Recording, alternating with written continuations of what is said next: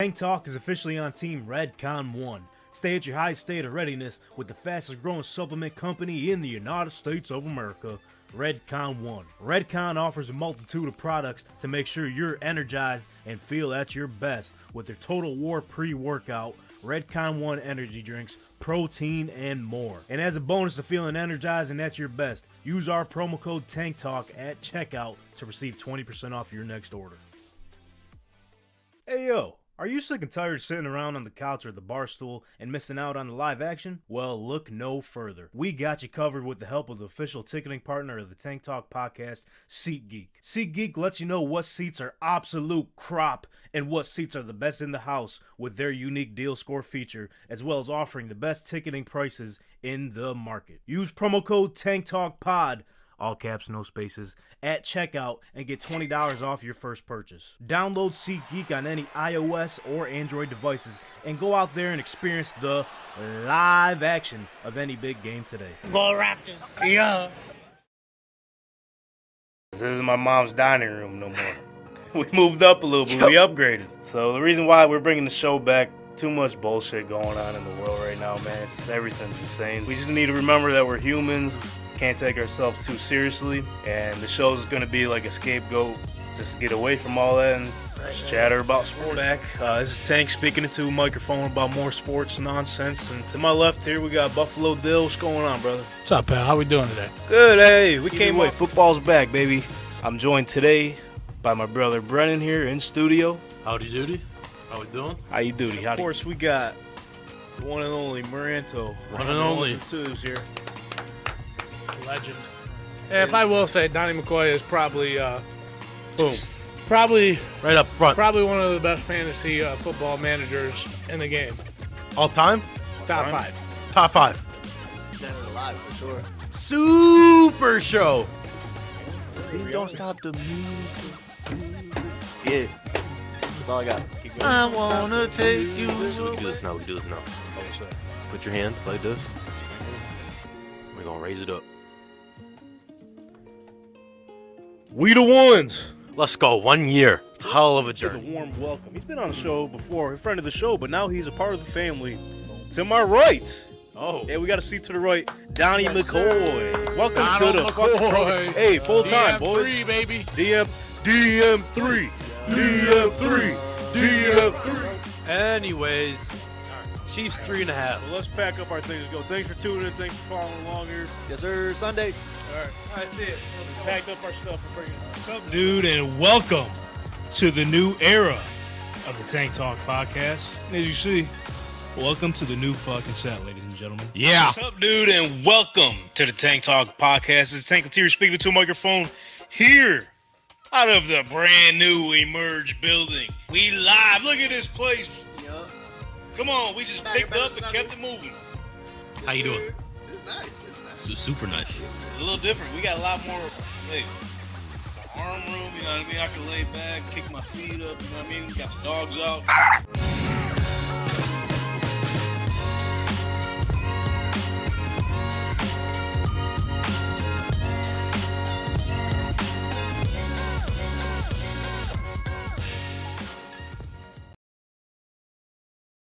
The following podcast is recorded and produced by Emerge, a media creators co-op, in affiliation with the network at bicbp-radio.com.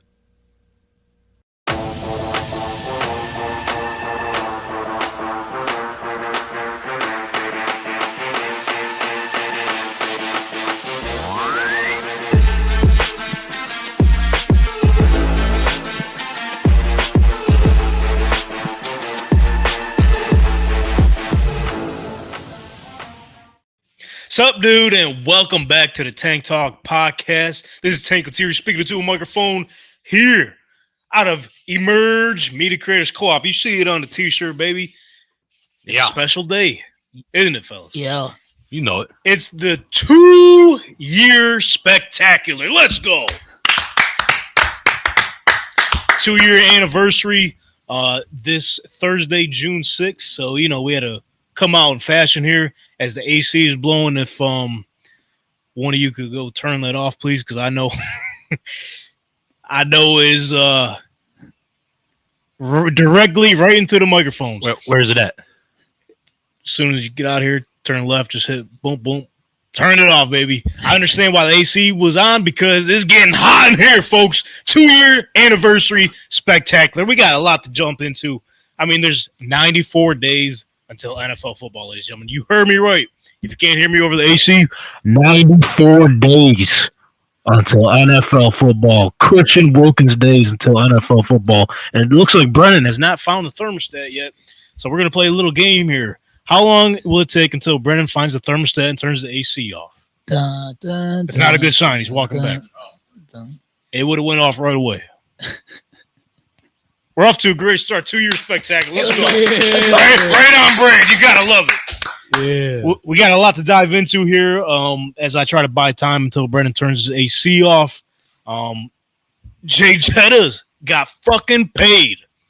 4 years.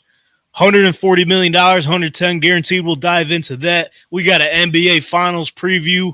Stanley Cup apparently is happening this Wednesday. Thanks for Anthony for letting me know. We got the Oilers and the Panthers. And for the NBA Finals, the stars align perfectly. The Dallas Mavericks are taking on the Boston Celtics. We'll get into that shortly, and as well, on top of that, we're going to also talk about the NFC South Offseason recap. And it blows my mind how he has not found the thermostat yet and found the off button. Brother Brent, do we have an update?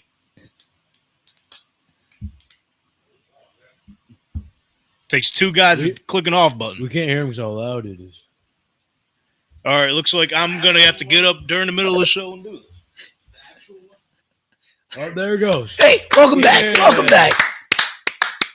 Let's go. Right on, Brand. I don't know what he pressed, but I had it off, and it was still going. To my left, I am joined by the one and only Brother Brent. I'm glad you're able to figure out how to turn an AC unit off. Good on you, pal. It said off, okay? To my credit, it said off. Don't know what to do after that. How's your weekend, dude? 2 years. What do you think? 2 years? How are we still here? Don't know. No idea. It's unbelievable. But we're still here. We're still kicking. That's right. We'll keep the ball rolling. That's what we like to say around here. Yeah. How was your weekend? Yeah, it was all right. Got a little bug. I had to get out the body real quick. Not an actual bug, but like a stomach bug, you know. It was a long weekend. We won't go too much into detail about that. Don't got to. What'd you say? It Was the stomach buzzing? Stomach was buzzing because he had a bug in there. Well, hopefully you're feeling well for this 2-year anniversary spectacular. And to his left, the returning Nick Flincham. Let's go. Dude, 2-year anniversary. You're here from the beginning, man. What are you thinking? How do we get it this far? I always show up on the anniversary. I was here day one. Take a little break. Came back after year one anniversary. Now I'm here for year 2 anniversary, That's right. man. You're like Roman Reigns. You only show up when it matters, right? Exactly. That's what I'm talking about. Yeah, man. We the ones. That's right. Put them up. Well, now we got to put up a different one. Put the 2s up. 2 year. Let's go. How was your weekend, dude? It was great. You know where I had to go? Brickyard. Favorite spot on Always earth. go to. Come on, man. Turn a couple blue lattes. What? On Earth? Oh, buddy, I love that place. It's Brickyard. It keeps them alive. Dude. Place keeps me young. Okay. I love that place. Let's Here we go. go. Come on. Glad you had a good weekend, man. And on the Thank 1s you. and 2s, we got the returning Anthony. What's up, dude? Oh, my. Did you get shorter? Oh. Oh. No, I'm. There we go. Sit up. Is that Fix is the that better? posture. Yeah, come on. It's a good weekend. And thanks for asking. Oh, my bad. That's on me. How was your weekend, dude? It was good. 2 years. Can you believe it? 2.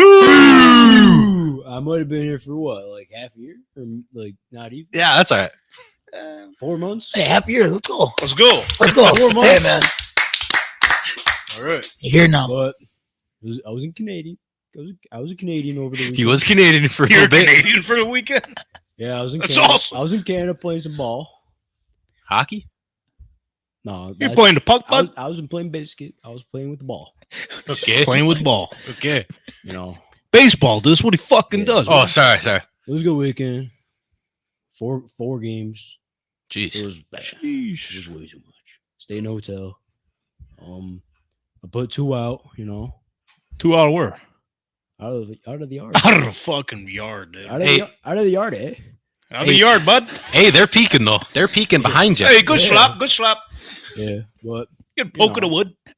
Hey, let the people see over your shoulder real quick. oh yeah, Boom. first multi-game home run right there. That's what I'm talking about.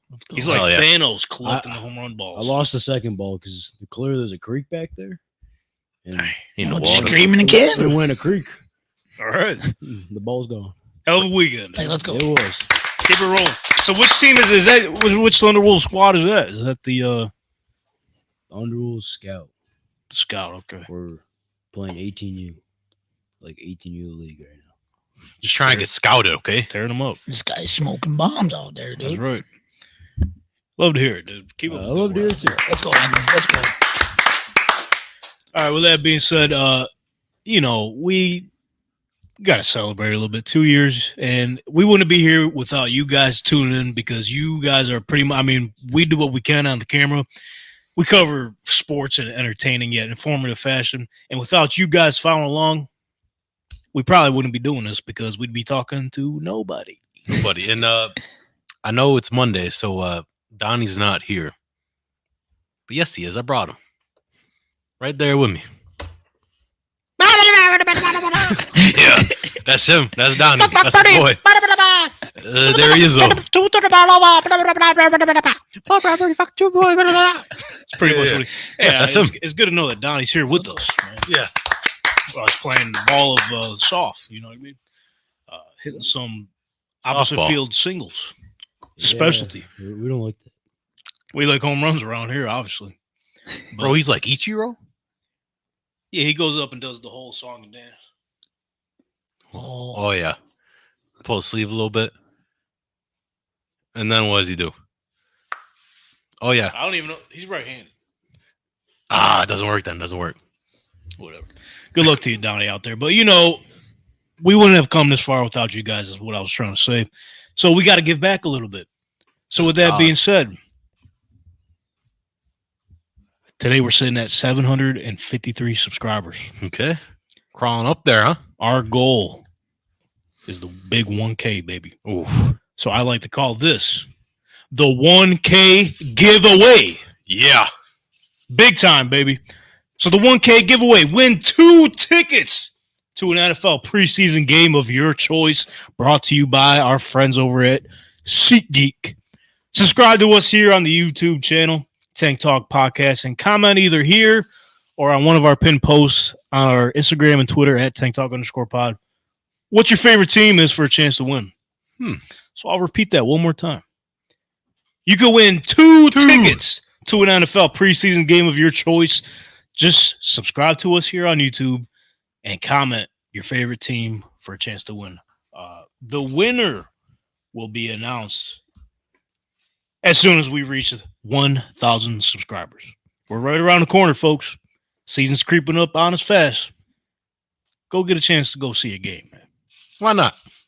You know what I mean? SeatGeek, if you guys aren't familiar, they probably the cheapest tickets in the market, if you had to ask me. Yeah, Yeah. definitely. For sure. They have a cool filter system where you can find out if you're getting the best bang for your buck.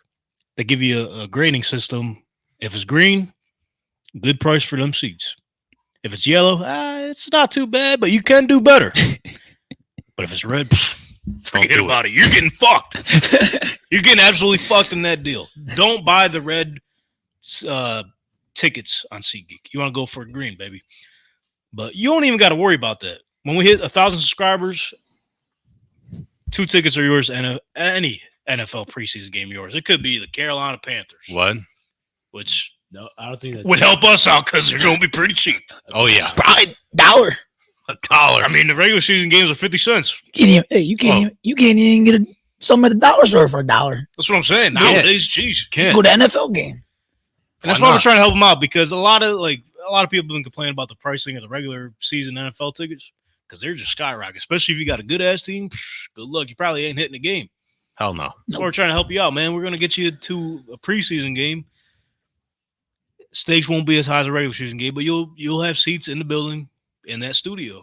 Hey, they're gonna. The Hey, stadium. we're gonna need, a little bit more money than 50-cent tickets for Carolina, man, because they're trying to buy a stadium for $650 million. So Yeah, they are. they're gonna need a few more of them. Some SeatGeek. upgrades. Yeah, They're gonna need some more of them tickets, but But we got you covered. Once we hit 1,000 subscribers, we got you 2 tickets waiting for you to any NFL preseason game of your choice. Just comment what your favorite team is.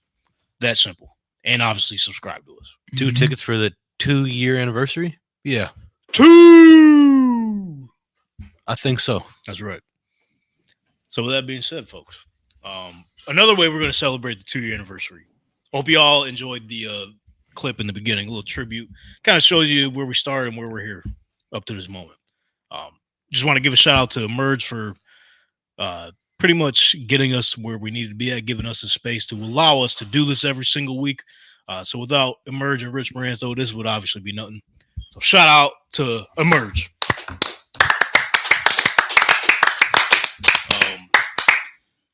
Yeah, man. So not only that, another way we like to celebrate every anniversary. This Thursday on our actual 2-year anniversary, June 6th, we're going to be dropping the best or worst moments of Tank Talk Season 2. Hell yeah. Finish it this weekend, and boy, oh boy, it's a hell of a watch. Some things that I completely forgot about. A lot of moments. So with that being said, real quick before we dive into the sports news today, let's go around the room. What's everyone's favorite Tank Talk moment? Let's start with you, brother, Brad. Of Season 2. Well, I hate to do this. Got to be when I was right. Sorry about it. The Super Bowl. Picking the Chiefs. Don't know how I did it. Hopefully I do it again. Don't do that. Don't do that. hopefully it's Yes, not, hopefully it's not the Chiefs. Brentstradamus. I'll get it done. Not only did he pick the winner, he picked the fucking matchup. Yeah, I did that. Man, shout out Brandon, man. Look at that. Look at that. It's his Come fault. on. But Not my fault. I was right. yeah, I mean, you kind of boosted it. You know You what? always say everything, and everything goes your way. So you could have said the Bills. Other than the spread the bread segment, that's the only thing that. That's what I'm saying. That's what I'm saying. Yes, Respectfully. Okay, Yeah, that was a good moment when we that felt good. yeah. Flinch, what do you think? What was your favorite moment from Season 2? So since I'm not here all the time, my last time I was here, well, not last time, but like the last time, Okay. this man Tank over a bottle of champagne, What? but he couldn't stand up after. Oh, This guy was a little I'm buzzed. not gonna lie, it took a little different effect on me than what I thought it was gonna. Hey, yeah. Used to the bubbly. Hey, I'm not it was used to the worth it bubble. for the 1 year, man. Yeah, man. Now we're on the 2-year. I got no. little laid champagne back. for you, I'm sorry. Hey, Not today. I Yeah. learned my lesson. yeah. I learned my lesson. Anthony, what's your favorite moment from Season 2, man? 2. I think just you guys bring me on the show. He's just happy to be here. Ah, this man's gotta get emotional, dude. I wouldn't be here without you guys, without you texting me and being on. Hey, Anthony, you want to run the boards, dude? I said, He said, what's that? You'll figure it out. we playing chess? No. I like that, man. That's pretty sweet. Aiden, you got one? Hop on one of the mics. Let everyone. Here, know. come here. Damn, I almost took the whole table out. Aiden, what is your favorite moment from Season 2? Probably Get a little closer to the mic, dude. the whole Super Show, because we were all just chilling. The mics didn't work. We had to take a break halfway through to fix the computer, and Dude, you're on demon time today. We said the best, not the worst. it's still my favorite. Get out of here, dude. Nah, hold on. We don't need to crash in again if we bringing that juice And then in back. the second half, the mics were echoing. I think, or was that the? It was the first Oh. half of the first part of the show, Oh yeah, Everything went to hell. and that then the day. computer died. Yeah, it was probably Dylan.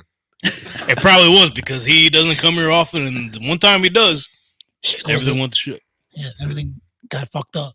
Thanks for sharing that, dude. Actually, maybe not, but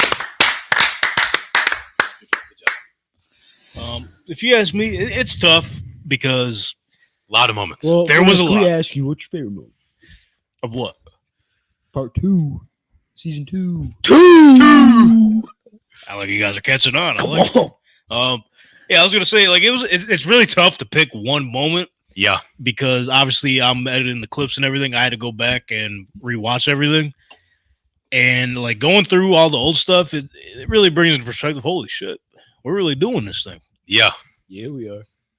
Because like I mentioned, the best or worst moments video that's dropping this Thursday, it's 30 minutes long. Jeez. Could have easily been 2 to 3 hours. 2. We had that much stuff. What? Yeah, no, that's true. But if you're making me pick one right now, Yeah, only one. you guys may not remember this one Bad memory. I might not. because I didn't until I seen it. Donnie's first episode as a full-time member of the Tank Talk podcast. Okay. We were talking about our favorite ice cream. No. I remember that. And apparently he goes to the ice cream parlor he doesn't even eat ice cream. You're right. I did forget about that. And he said something like, oh, well, blue cheese ice cream will slap. Yes. He just Yeah. slipped that one right in. He goes, oh, if they got a Dasani, I'll get it. Wow. That was one segment. Like normally I get caught off guard sometimes, but that was the one that sent me. Wow.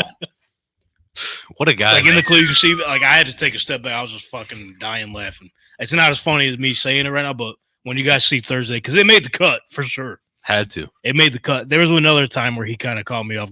He catches me off guard all the time. That's what he does. That's Man. just Donnie for you. Yeah, that's a buffalo ass dude. Blue cheese ice cream. Blue cheese ice I cream. might have to make that happen. I don't like. After I heard him say that, I was like, I don't know if I want this guy on the show anymore. To be honest, Ugh. That's insane. but he made it back. So, yeah, man, 2 years in the books. But season 3 will be the greatest of all time, and that starts tonight. Boom. So let's start it off on the right note, fellas. Last week, we all struck out, swing and a miss.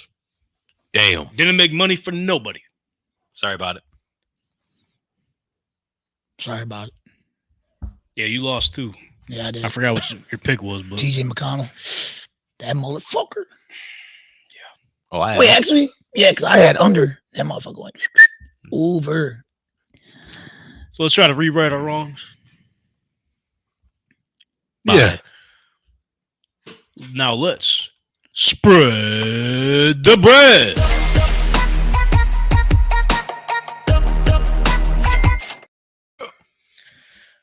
All right. Who wants to tee things off because there's nothing but baseball on tonight. You know what? I'll do it. Brand new season. Same old Brun. Oh, Give me Baltimore spread. let's go. Who they At playing? plus 140 against the Blue Jays. Yeah, it's gonna be tough. But I had to stick with it. You know what I'm saying? Brother Brenzo's. He's back on the train, baby. Hell yeah. I got to. It'll be a tough one for I sure, think you've but only lost one Orioles bet so far. let's not make it 2, huh? All right. Hey, let's go. Orioles, what are they, plus or minus? Minus 1.5? Yeah. Good luck to you, brother. Thank you. So for me, Boom. wake up back there. It's delayed back here. Yeah, sure. Just like the AC. Maybe something else is delayed too. We'll see. Yeah, it's like the off button back there. I was clicking. It's set off. So we got the Detroit Tigers taking on the reigning, undisputed champions, the Texas Rangers. We got Nathan Eovaldi on the mound. Okay. I'll be honest with you. Got no background stats for you. Just straight off 5s tonight, baby. Okay. I got the Texas Rangers first 5 money line at minus 102. Ooh, okay. So with the first 5 bets, you're pretty much betting on the starting pitchers. Yeah. Not necessarily the team. You're betting on the pitching matchup. Nathan Eovaldi, yeah, I like his odds. Apparently, sportsbooks don't, but I do. Okay. Texas Rangers Who's first going 5 up money against? line minus 102. What's up? What's the other pitcher he's going up against? I don't even know who he is. You said fuck him. T. Scooball. You know? I think Nathan have always got it. Thank you. Boom. Here we go. Certified from the baseball expert himself. Flinch, we got an honorable mention Yes, sir. before we get to Donnie's pick? Yeah. So we're making a bet against probably the two worst teams in MLB right now. Oh no. Jeez. This might be Blue Jays and the Orioles. bad versus bad. I'm joking. The New York Mets versus the Washington Nationals. Poopy versus poopy. The poop bowl. Well, guess what? You can say the word. Did you forget last week? Yup. Well, guess what? He doesn't want to say it. Okay. I'm gonna pick one shitty team, and it's called the Washington Nationals plus 1.5 against the New York Mets. Okay, keeping it close. What's the odds Here on we that? I think Nationals minus 118. Okay. Yeah. Looks like it. Here we go. I do too. All He said one of them's got to win, right? So, Donnie. Tank, hold on. What? I don't like your pick. You just said Valdi. He was looking. I realized who the other pitcher was because you said his name wrong. Okay, how do you say it? I don't know. Oh. I just know T So Scoop. far, you're 0 for 2. T Scoop. yeah, T Scoop's not it. That's why I had no idea who it was until I had to look at his face.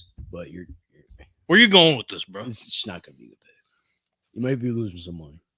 Bro, we're going into season 3. We're supposed to be on a positive note. You're doing this to me? This is Go on a positive note.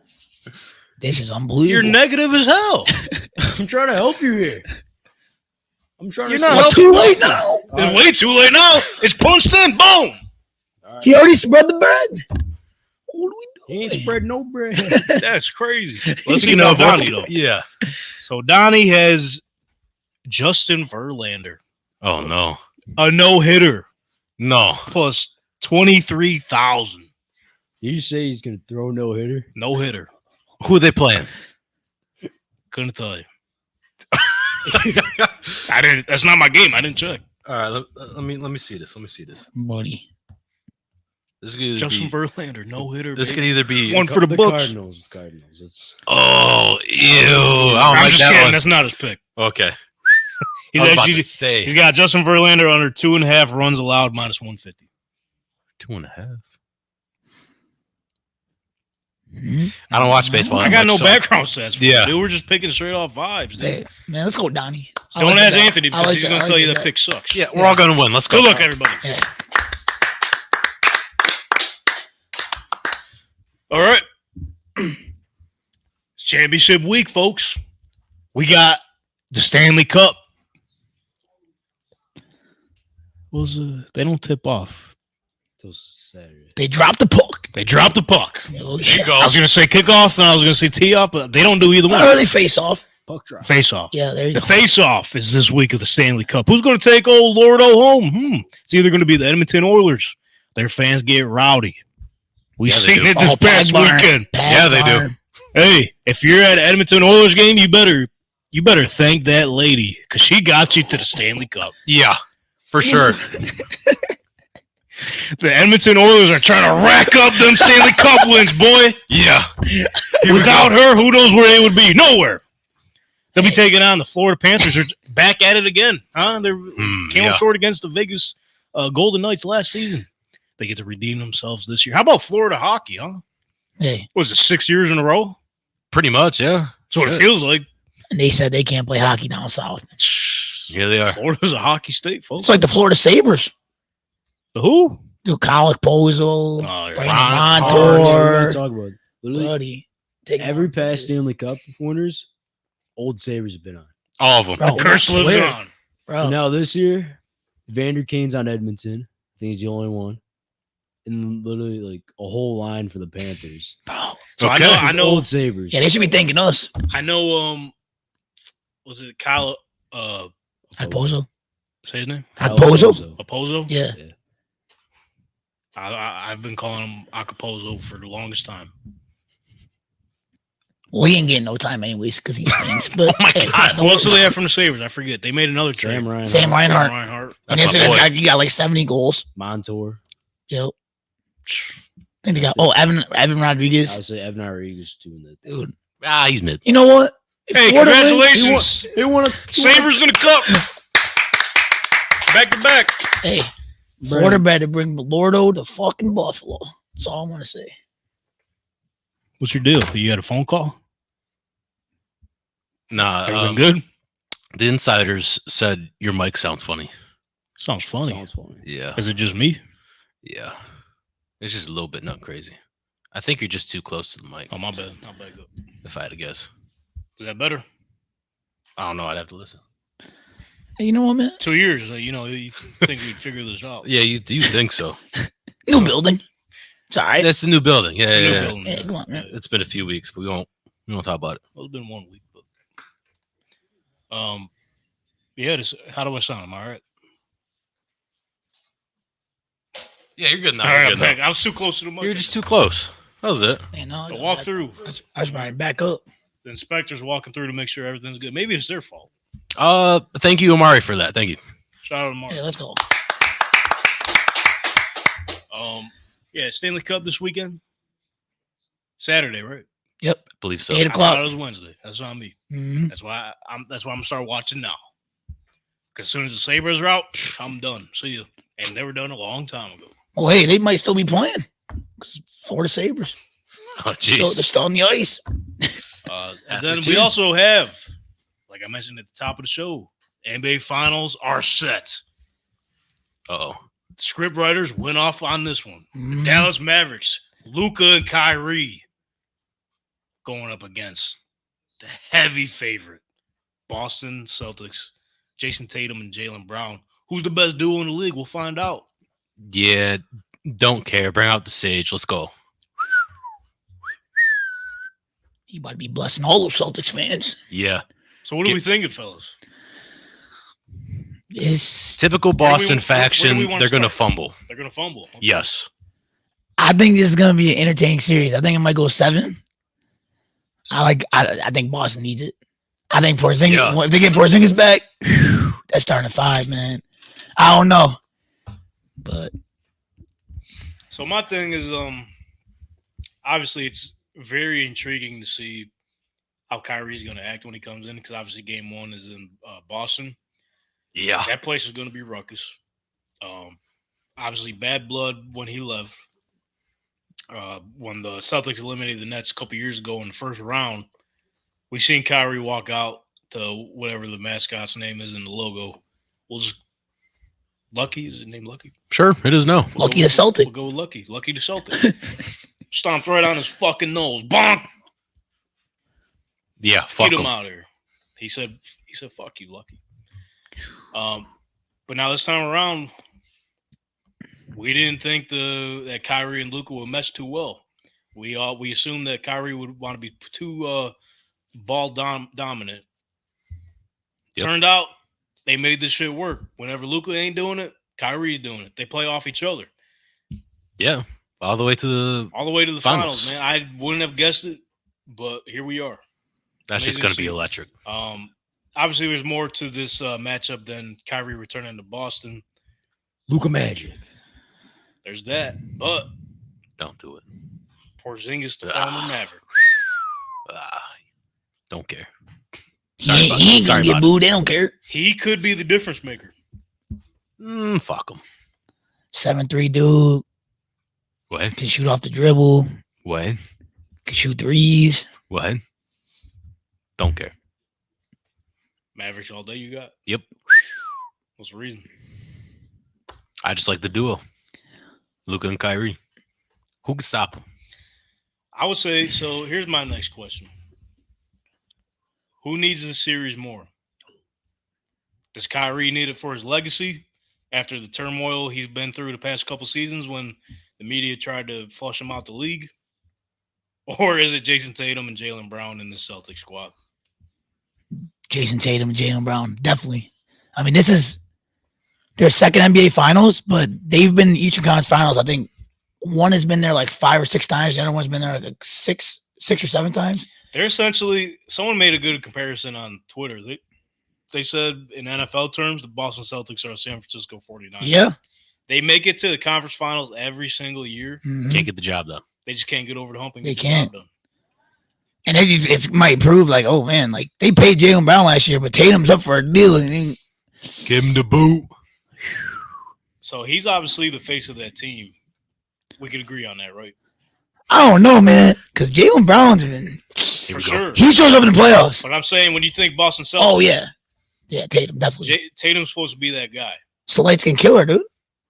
That's his name. Oh yeah, you know that? I don't know that. Oh, dude. That's Big Deuce.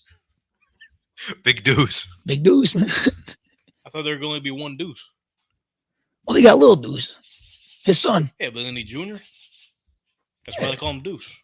Big Deuce, Little Deuce. He should be Big I Uno. see what you're saying. Oh, that's right. You're smart, dude. I'm trying to be. Dude. Dude. So I got to try to put a show together. Lil Uno. No, because he's the that's second not- version. Oh, that's right. What are we doing? Yeah, what What are we doing? don't listen to me, all right, dude? Just call him Junior. Just call him Junior. All right, sorry. Anthony's Sorry, second. Junior. Sorry, little man. We start gonna get calling you out of Anthony it. Deuce. Deuce. Deucey boy. Your crop. Yeah, don't say Deucey though. I don't like that.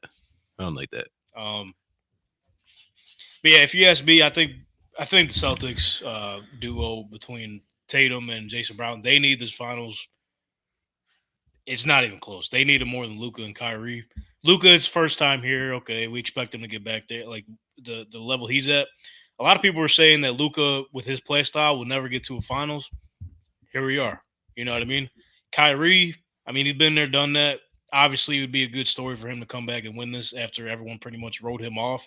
But he doesn't need it. Like, he already has one. Yeah. But in terms of exactly what you said, Flinch, after all these seasons of getting right there, so close to getting the job done, Right. as also Brennan also said, they fumbled every single opportunity. Every time. And these two are supposed to be like the next NBA like faces of the league, Right. essentially. Right. That's the way they were built when they got drafted over there. When they looking at their roster in 2017 when they had Kyrie. I'll pull it up right now. I forgot. I think we were talking about it last week. Or I was talking with Donnie. I couldn't remember. But their roster was set up to win when Kyrie was there. Yeah. Oh yeah, Gordon Hayward. No, about that thing, right? Yeah, I got it ready. Yeah. So we got Jaylen Brown, obviously, Jason Tatum, Kyrie, Al Horford still there, Gordon Hayward at the time, Scary Terry off the bench, Yeah. Marcus Smart, Mhm. Daniel Theis. Yeah. I mean, those are the main guys, but Shane Larkin, Greg Monroe, Marcus Morris. Deep ass roster, man. We were together when that team first played. We were at the old tank house, Yeah. and that boy Old bunker. Gordon Hayward broke his leg. Man, I've seen some bad injuries. That's at the top of the list. Yeah. Not even just hearing it.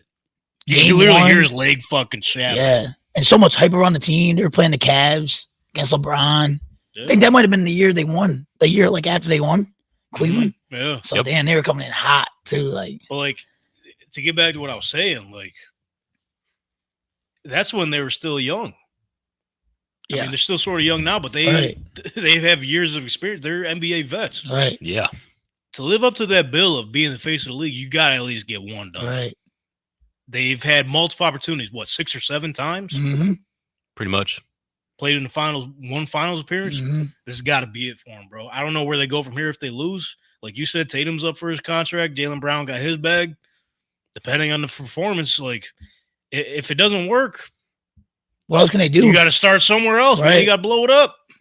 I mean, you That's pick up the way Drew I see it. Holiday. You picked up Drew Holiday.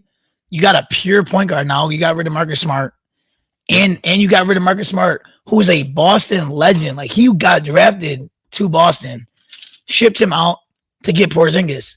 So you gotta hope that Porzingis is that piece, that missing piece, really, essentially. Yeah, man. It's going to be an interesting series for sure. I can see it. I think the spread on the series is actually closer than I thought. They got it listed at 1.5 right now. Okay. I think it comes down to about 6 or 7 games. At least I'm hoping, because the conference finals ended so quickly. Yeah, it did. We need the series to go longer. It's got to live up to the hype. I need Kyrie to go in there, go crazy. Yeah, we do. I need the Boston fans to show up. I'm looking for some entertainment right here, man. I think this series is getting over. I think it's going to be an instant classic. Yeah. It should, at least. just with all the stories attached and everything that's at stake. Obviously, the NBA Finals, Larry O'Brien trophy's up for grabs, but there's legacies on the line, bro. Jason Tatum and Jaylen Brown need to get this shit done now. To be honest, I think it's going to come down to whoever's got the better overall team. Because we know we're going to get out of the main four, Yeah, Kyrie. There's no stopping. They're going to get those numbers. Yeah, so it's really about the extra help around them. Like, what team's going to have the better help? So that's what I personally think. I can't wait to see it. When does it tip off? It's this Thursday. Yeah. Fuck, I feel 8:30 so far from now, bro. Yeah. They'll be here before you know. I mean, last game ended last Wednesday, I think. The last Thursday. Brutal. Any early predictions? For game one? Series. Who's taking it home? I think Mavericks Boston in in 5. 6. You said who? Boston in 6. Mavericks in 6.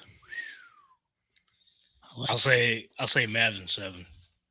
Yeah, Just weird. 'cause. If we got you want to do the Finals MVP? I guess while we're here, fuck it. I'm going to say Tatum. It's going to be close. Storyline wise, give me Kyrie. I like it. That would have been my choice too. Just because, like, you know him, bro. Yeah, he's going to show up. Like, when Anthony Edwards went after Kyrie, said, I got him.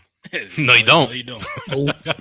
Yeah. I'm just hoping, like Flint said before we came on the show, like, they don't say anything stupid to him for their sake. Because Do not. He's gonna make them pay for it. Mm-hmm. I'll leave it at that. Can't Dog. wait for the series to tip off, man. Because let's enjoy the NBA Finals and the Stanley Cup while we can right now, because we got some dark days ahead. Oh, yeah. Dark days. We're gonna have nothing but the WNBA and baseball. Nice. One Nothing of them. wrong with baseball. One of them. I Yeah. like the sport. It's just like It's a It's just long not season. fun. I'll be around during home run derby. It's just too many games, dude. Cut it down. Don't cut it. Can I get like 140? Give I mean, them that's still a give them lot. steroids or something. I'm on that train. Still. Yeah. Bring back the roids. Juice And like the balls. too many innings. Like 9 innings. Nah, 9 innings is That's- cool. It's just That's the game. It's the duration of the season for me. Right. Like I always say, a team can start off 0-60 and still win it all. Right. You know what I mean? No, right. A lot of games. But yeah, we got They that go- around the corner. Let's enjoy the NBA Finals, Stanley Cup while we can. Oh, yeah. Then it'll be home run derby. I'll be in for that. Oh, that'll be good. Nice 2 Stay days. in there for a couple weeks. Get back out of there till the World Series. Let's go, Yankees. But then by the World Series, football. Yeah, there you go. No one's gonna care about baseball. Nah. We will a little bit. My favorite player is Anthony, dude. That's the only one I'm really watching and following. That's true. That's true. Facts. Yankees are doing good, I guess. That's what I've been hearing. Aaron Judge. Is he finally showing Aaron up? Judge, Juan Soto. Yo, they hitting some dongs. Some dong shots. Yeah, he went Oh, back weird. home and absolutely sent a shot. They just swept the Giants. Aaron Judge, he got booed his first at bat.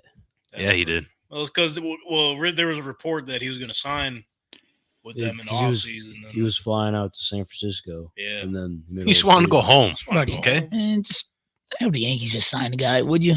This guy's freaking hitting dongs left and right. Just sign the guy. Speaking of signings, Oh, let's go into the league we know and love. Let's The go. reason why we're here. The Minnesota Vikings and Justin Jefferson agreed on a new agreement, 4-year contract extension worth $140 million, including $110 million guaranteed, making him the highest paid non-quarterback in NFL history. My man, I've been saying it for weeks. He's going to get that 35 a year mark. It Boom. happened. A lot of people were, on the fence about him wanting to get out of there because of the quarterback situation, this and that. But it's like, you're not going to turn that money down. Typically you don't want to build around wide receivers unless you're starting a dynasty team. What? That's a little dynasty talking to you right there. But the Vikings, they got one of the best in the game. They're going to build around him, obviously. What is our initial reaction, Brother Brown? JJ Yep, you got it. JJ to JJ. JJ to JJ, baby. We For went the for it next to 4 happen. years at least. Yeah, I mean, they had to keep him, right? As their best player. So makes sense. Just hopefully it works out. Because, sometimes, Randy Moss, it doesn't work out. Why'd you got to do that? Sometimes it don't work out. That's all I'm saying. Flinch, what are you thinking, man? Jay Jetta's new No. contract, man. Big money. He gets paid. Like you said, man, you can't pass up that money. $35 million a year. I mean, that's generational money, but it also shows that like might have faith in JJ McCarthy throwing him the ball. I mean, he playing with him for the next 4 or 5 years. Better hope he can throw the ball. We're getting a FaceTime right now. Uh-oh. Which I tell this guy multiple times. We have a system where you could literally call in on the computer, but we'll see what he's got to say. What's up, man? You're live. What's up, dude? You know that we could send you an email. We could get you on screen. You know that, right? I know, but I wanted to just pop in and say congratulations, man. Oh, thank you, dude. You were part of the journey. You're a big part of it to start with, and it's amazing to see how far we got here, man. Hey, tell Aiden he's making me uncomfortable while he's taking a picture like that. He's just doing his job. That's it. I tell him I'm just kidding. I know he takes jiu-jitsu now. I'm not trying to get whooped on. Dude, I wish – so I got a clip sent to me from one of his practices the other day. I wish I could play it, but the quality's so fucking piss poor. Oh, I'm sorry, Nola. I'm sorry. The quality Didn't mean to was swear, bad. Nola. Nola, don't repeat that. Nola, what's up? Nice hair. Jeez. Me too. What's happening, Nola? You're on the show. Welcome. Big time. You're on the TV. Hey, you were on the show a year ago, too. Yeah, remember what she say, Dylan? She said, fuck Patrick Mahomes and the Chiefs. Go Bills. Yeah, first She did word. say that. Hey, Dylan, real quick while we got you. Hey, Kelly, what's up? What's up, dude? I got 2 things for you. First of all, I got to say one thing Okay. before you tell me. Is Donnie there? Did he make it? No, he's No. playing softball. We got Flinch here, though. Oh, that don't matter. Jeez! Oh, you sitting on me. Clint, dude, you're a good guy. Oh, thanks, buddy. What's up, dude? What's up, man? What'd you have to say? Not much. You? You said you had something to say before I got to what I had to say. Oh, it was if Donnie was there, but he's not there. Oh. So. Oh, What were you okay. going to say? Changes things. Well, dude, in our dynasty fantasy football league, he's got Duke Clark from Trap Nerd League crying like a baby How's that? because Donnie's the man, dude. He might be the best fantasy football player of all time. It's funny you All said that. time. I don't think you tuned into the beginning of the show. You got to go back and look. But the clip I edited, like a little tribute 2-year anniversary video, you literally said Donnie is the greatest fantasy and dynasty manager of all time. Top 5 for sure. Yeah, it's I don't think it's debatable anymore. I think he's number 1. Hey, we'll see. That's He's our up guy. there. Ask little bro, what the fuck happened? Why'd you lose, pal? You talking to me? You're a little bro, ain't you? I ain't hear you. You're talking to me? He's far now. What'd he say? Brennan's like 40. He ain't little bro anymore. Yeah, you get it. Come on. What'd he say though? Why'd you lose a sectional? He said. All right. Too soon. It ain't his fault. I'll tell you that right now. He said he scored all the runs. This What more motherfucker can he got do? 3. This summer we'll It was 4-3 against Anthony Lettieri. Real quick before we let you go. yeah. We went around the room earlier today. What's your favorite Tank Talk moment from season 2? Because you were part of the season in the beginning before we lost you. Shit. That's a loaded question that I was not prepared for. Got him. Oh, I forgot when he left. Like the Damn, day dude. I came in, he left. Hey, were you That is scared? true. Anthony or someone, when you left, he came in. Yeah, I think I was. I was nervous. He said he was going to strike me out, but that would never happen in his entire life. So. I need to send you some Energy videos. to the show. Yo, let's make that happen this summer. We'll put it up on YouTube. Whenever he's ready, I know he's got to rest his arm because it's probably hurting from getting rocked in sectionals. But And he didn't even rock pitch. in That's sectionals. crazy. I pitched second game and I let up 2 runs. Great. I saw your stats. That's pretty good. I hope you make it far, little bro. Thank But you. I mean, honestly, I think the best memory from the Tank Talk show, just in general for me, Just in is general. the battles with Duke Clark. Oh, okay. Yeah, literally the last time you had a battle, the show shut down. That was Aiden's favorite moment when the show shut down. Can you believe that? I bet it was, dude. He's not rooting for you. He's rooting against you. Always. This guy don't want to see me win at all, even though our success depends on his success as well. But that's, to each his own. But I wanted to call in. Like I said, I wanted to call in and wish you all the best, man. I'm going to try to get there someday. I'm not going to make no promises. because I got to raise a crazy-haired 1-year-old. But I appreciate, the content you guys are putting out. I love listening to it every week.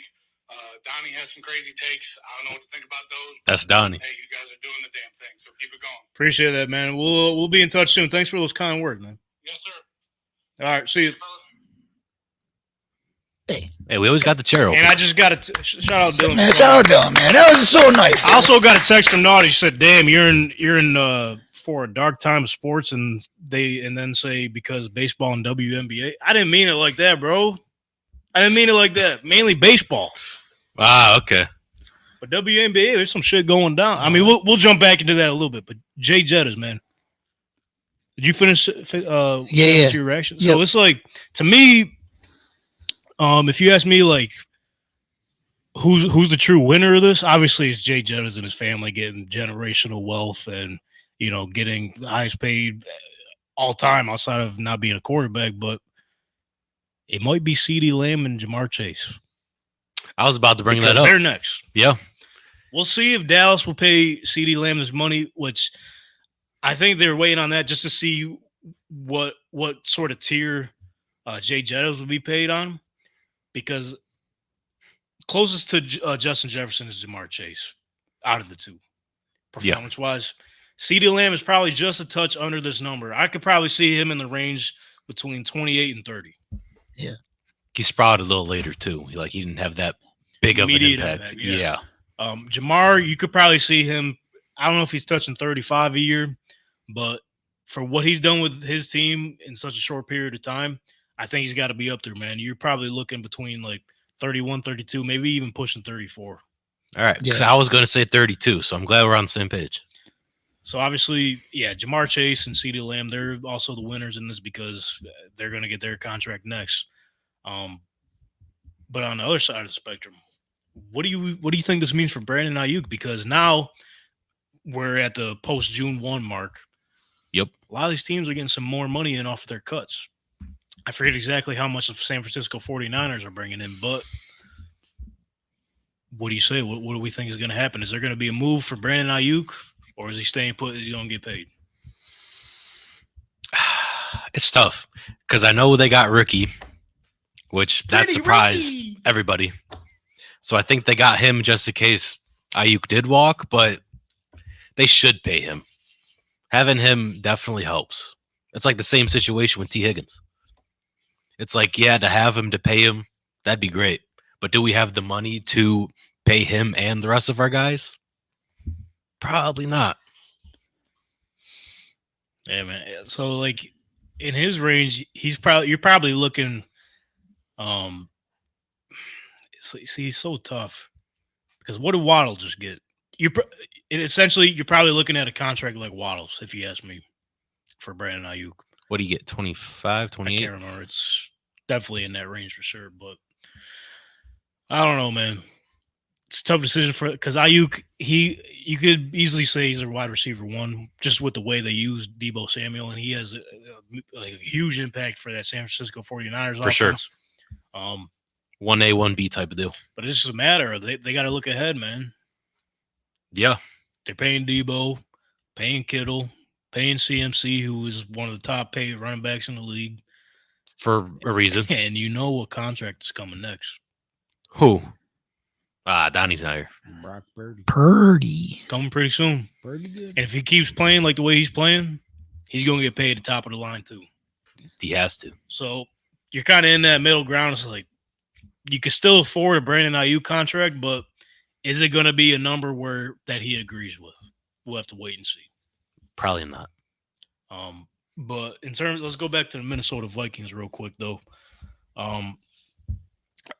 They really needed to get this done. A lot of people were saying, it was actually reported that Minnesota tried trading up in the draft to get rid of Jefferson to go after Malik Neighbors. I forget where it was reported from, but I don't think, like, if you ask me, depending on what they got in return, maybe it would be a good move. But if you ask me, you know what you're getting out of Justin Jefferson. You don't know what you're getting out of Malik Neighbors. And especially you're building this new team offensively, you need one of the best weapons in the game for a rookie quarterback along the lines of J.J. McCarthy. So What else we think about this contract, man? The Vikings are going to be. I think they're going to be sneaky good. They won't be as bad as people think. Mm-hmm. What definitely helps as well. We seen last season. Obviously, Justin Jefferson got hurt for the chunk of the season. Still put up numbers though. Still got 1,000 yards. What kind of hurt them though was that they didn't really have a run game. Losing None Dalvin at Cook all. kind of hurt them. Right. But now bringing in Aaron Jones, I think you're bringing that type of style back. I think he's going to have one of his better seasons. We'll see how they run the system with J.J. McCarthy and the Kevin O'Connell's offense or whatever. But I don't know, man. I don't think they're going to be bad. This definitely helps them. Normally, like I said, you don't want to build your team around a wide receiver. History shows that it doesn't work out for the better. We'll see what happens in Miami as well, because obviously Tyreek Hill's seeing this and like, oh, yo, I'm better than him. we might have to adjust his contract. Right. Because you take out Tyreek Hill out of that Miami Dolphins offense, Not the same. it's not the same. But didn't he say that after his contract is right now he wanted to retire? He did say that. So, but Yeah, I we'll mean, have to see, if man. they're throwing around wide receiver money like they are now, shoot, he might have to stay. That brings us to my next point. Are we going to see, like, we're seeing the money get thrown around like crazy in the wide receiver room. But at the same time, we see all this talent coming out of college. 7 wide receivers selected in the first round. Jeez. When are teams going to realize, like, okay, like, yeah, we got a number 1 bona fide wide receiver right now, a superstar. But if we don't pay him and let him walk, we still got a shot at replacing him. Right. Potentially even better receiver or just as good. So what's your guys' opinion on that? Like, do we see at some point soon where it's like, okay, there's going to be a cap put on these wide receivers?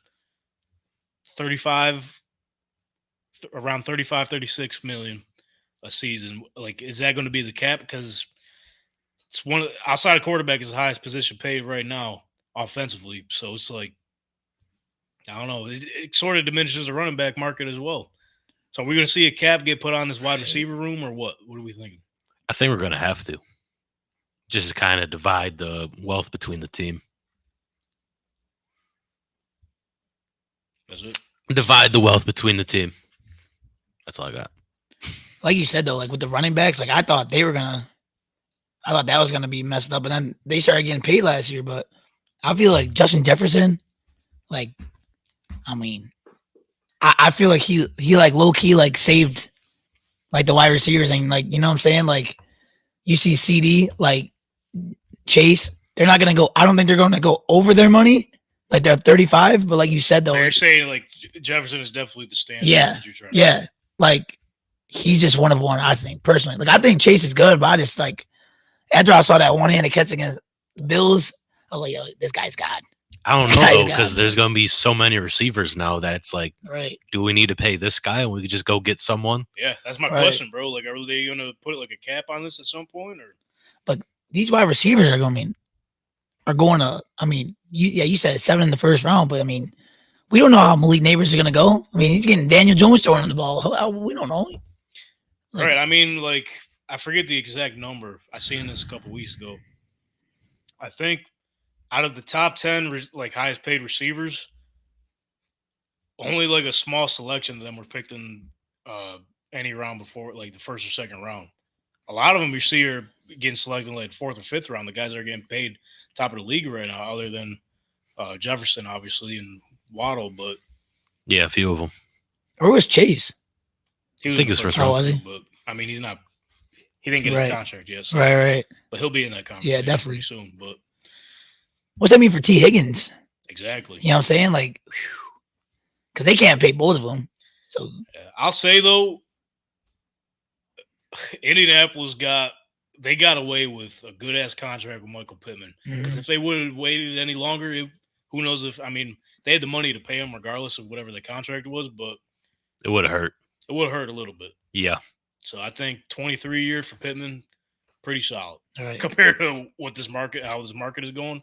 We'll see about AD Mitchell in the future, but But at the same time, you got to think like the teams that are in the mix, like Kansas City's always there. Like, look at what they're doing with their wide receivers. They got rid of Tyreek. They picked up Super Bowls. exactly. They picked up Hollywood Brown for what? Probably not that Cheap. much. Yeah. You picked up a rookie wide receiver. I mean, yeah, you're Cheap. paying Travis Kelce a lot of money, but like at the same time, they're getting it done with not paying top dollar, you know? Same with, I mean, I don't know how much Debo and Brandon Ayuk are doing it, but they were in the Super Bowl. I mean, they're paying Kittle probably and CMC good money, but at the end of the day, like they're doing it like cheap, you know? Like they're not paying, they don't have to pay a Jay Jettis $35 million and they're always in it. So It's all part of the system too. yeah, exactly. They got to get the right players. Yeah, man. And then another winner of this Justin Jefferson deal is the rookie wide receivers, man. Because if you show that you can put the work in and get generational wealth off of that, I think it should only motivate them more to make it immediate impact and get paid right away. Right. You know what I mean? So the Marvin Harrisons, the Malik Neighbors, the Keon Coleman's, all these guys, man, they got to be licking their chops. That's what I'm saying. Like, if you're watching now and you got a son playing football, tell his ass he got to be playing wide receiver quarterback because the way this money is moving, it's gonna be tough to turn. If it's $35 million now, what's it gonna be like 4 or 5 years from now? That's what I'm saying. Right. I mean, we'll see if they put a cap on this thing. Like, okay, maybe we should stop paying these receivers because the talent pool just keeps rolling in. You think it's gonna have an effect on CD though? Because I mean, they still got to pay Micah Parsons and potentially Dak. It's another point. You know, like maybe Micah Parsons saying, okay, like, yeah, Jefferson and all that, they're getting paid, but I have more of an impact on this team than CeeDee Lamb does. Right. Teams got a game plan around me. Mm-hmm. They game plan around CeeDee Lamb, but when it comes down to it, Micah Parsons is a game changer. So who knows, bro? No way if he doesn't get that money, no way. You think he walks away from Dallas and says, like, I can go get this money? Like, I'm one of the top. Oh, 100%. Someone else will pay him. Yeah. It's just a matter of, like, because obviously he still has to fulfill that 1 year, his year left on his contract. So it's like, and now with the new CBAs, it's like, you know how back in the day, like, when players sat out or held out, it was on their own time. Now they get fined for it. So it's hurting them, essentially.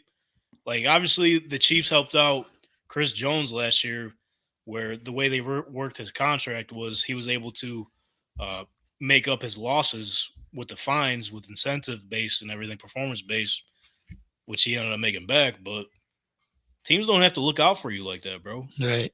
It's business. Don't come to training camp. Bad for us.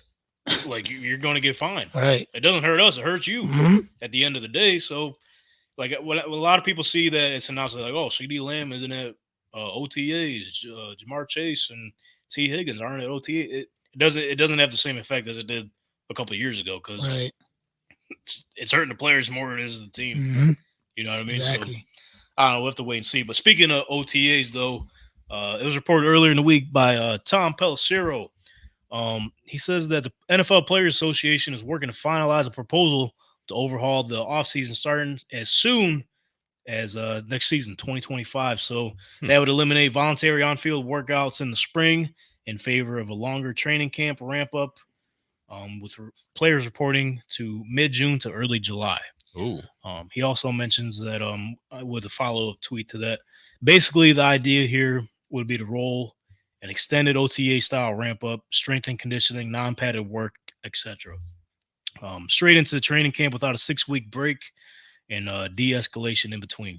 A major change. So, I mean, as just fans of the sport, this really doesn't mean much for us, as we're not at the training camps or we don't know the effects of what the OTAs have on a team. But do you guys have any, like, initial reaction to this? Like, obviously, it's going to be better for us as fans. Hey, we get more football. They're actually working towards that 18-week season. So what's your thoughts on maybe them potentially eliminating OTAs? What do you think? I think it'll just help out their bodies too. Like, not with the 2 weeks in the middle. Just, all right, my body's getting used to this. Boom, football time. Like, no break. Yeah, because to me, it's like, obviously helps out the vets. Oh, for sure. But in my opinion, like, it sort of hurts the rookies because this is pretty much their first experience with, like, learning the system, learning the schemes, learning from their veteran teammates. You know what I mean? Kind of showing them the ropes around how things work around here. So it's like, I think it hurts rookies the most. But on the flip side of things, I could definitely see it helping in like the veteran players. I don't know. I guess it's like opinion based, whether some players like it or not. Like I said, I'm just a fan. I don't know how any of that shit works, like in person or anything. But I don't know, man. Whatever the players are cool with, I'm cool with. Right. That's what I mean. I'm sure you think the same way, Flinch. Yeah. So like what I'm thinking is like you said, it definitely is gonna like hurt the rookies, but at the same time, like it's gonna help the players because the players like we're just talking about, they're not gonna have to worry about getting fined no more because they're not showing up to OTAs. They're not like OTAs are gonna be done. Right, like, they wouldn't have to worry about it. Right, exactly. But at the same time, like rookies, like you're gonna have your rookie mini camp, like when you first like a couple weeks after, but at the same time, so you're gonna have to wait all the way to the training camp to like start getting like actual reps. Is that what? Yeah. So and then also what comes along with that is obviously it leaves more free time. Right. In between. Like for the guys that spend their time away from the facilities and everything during the off season, it could lead up to more potential troublesome incidents. Right. Right. Mhm. So I mean, it could go like it's definitely a broad statement, but different cases like I mean the Rasheed Rice leaves more opportunity for that kind of stuff to happen. Even Naeem Hines. Yeah. Leaves more opportunity for that. Right, Like right. non-football injury.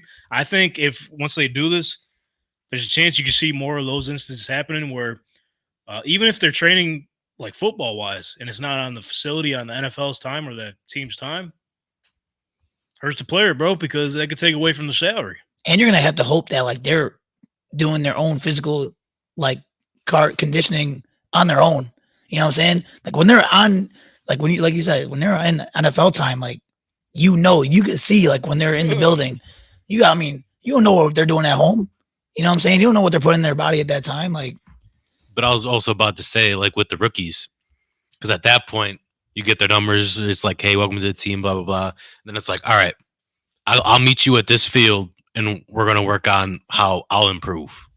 right. And then that's also a little bit of team chemistry with each position. For sure. But like that could also bring in like they pull something or something and they're out for a certain period of time.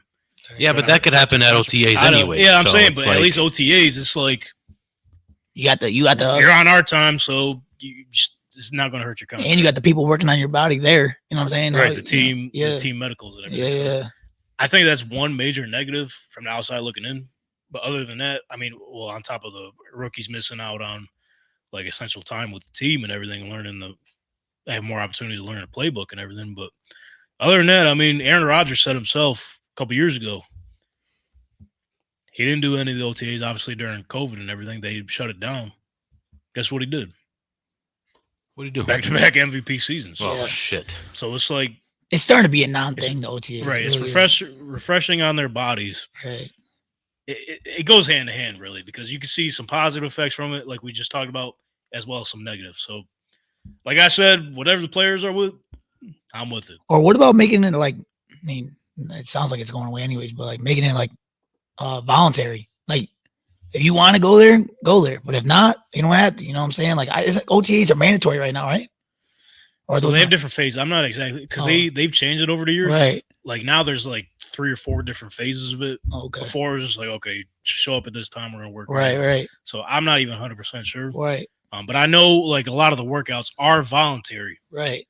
Like people always flip out that some star player isn't at the voluntary workouts, but like Voluntary. Voluntary. Come on. Yeah.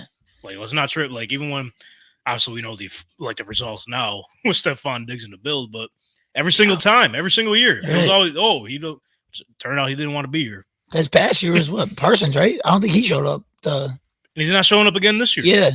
So it's like Yeah, exactly. I don't know, man. Mm, Like I said, whatever the players are with, I'm cool with. right. Exactly. And then obviously going into adding an extra week to the regular season, we've talked about a couple weeks ago. I think Moranto's out here. We were on his lawn for a little bit. Yes, we when we were. were talking about it, but Roger Goodell said he didn't want. He's done with the preseason. Fuck them. I like it.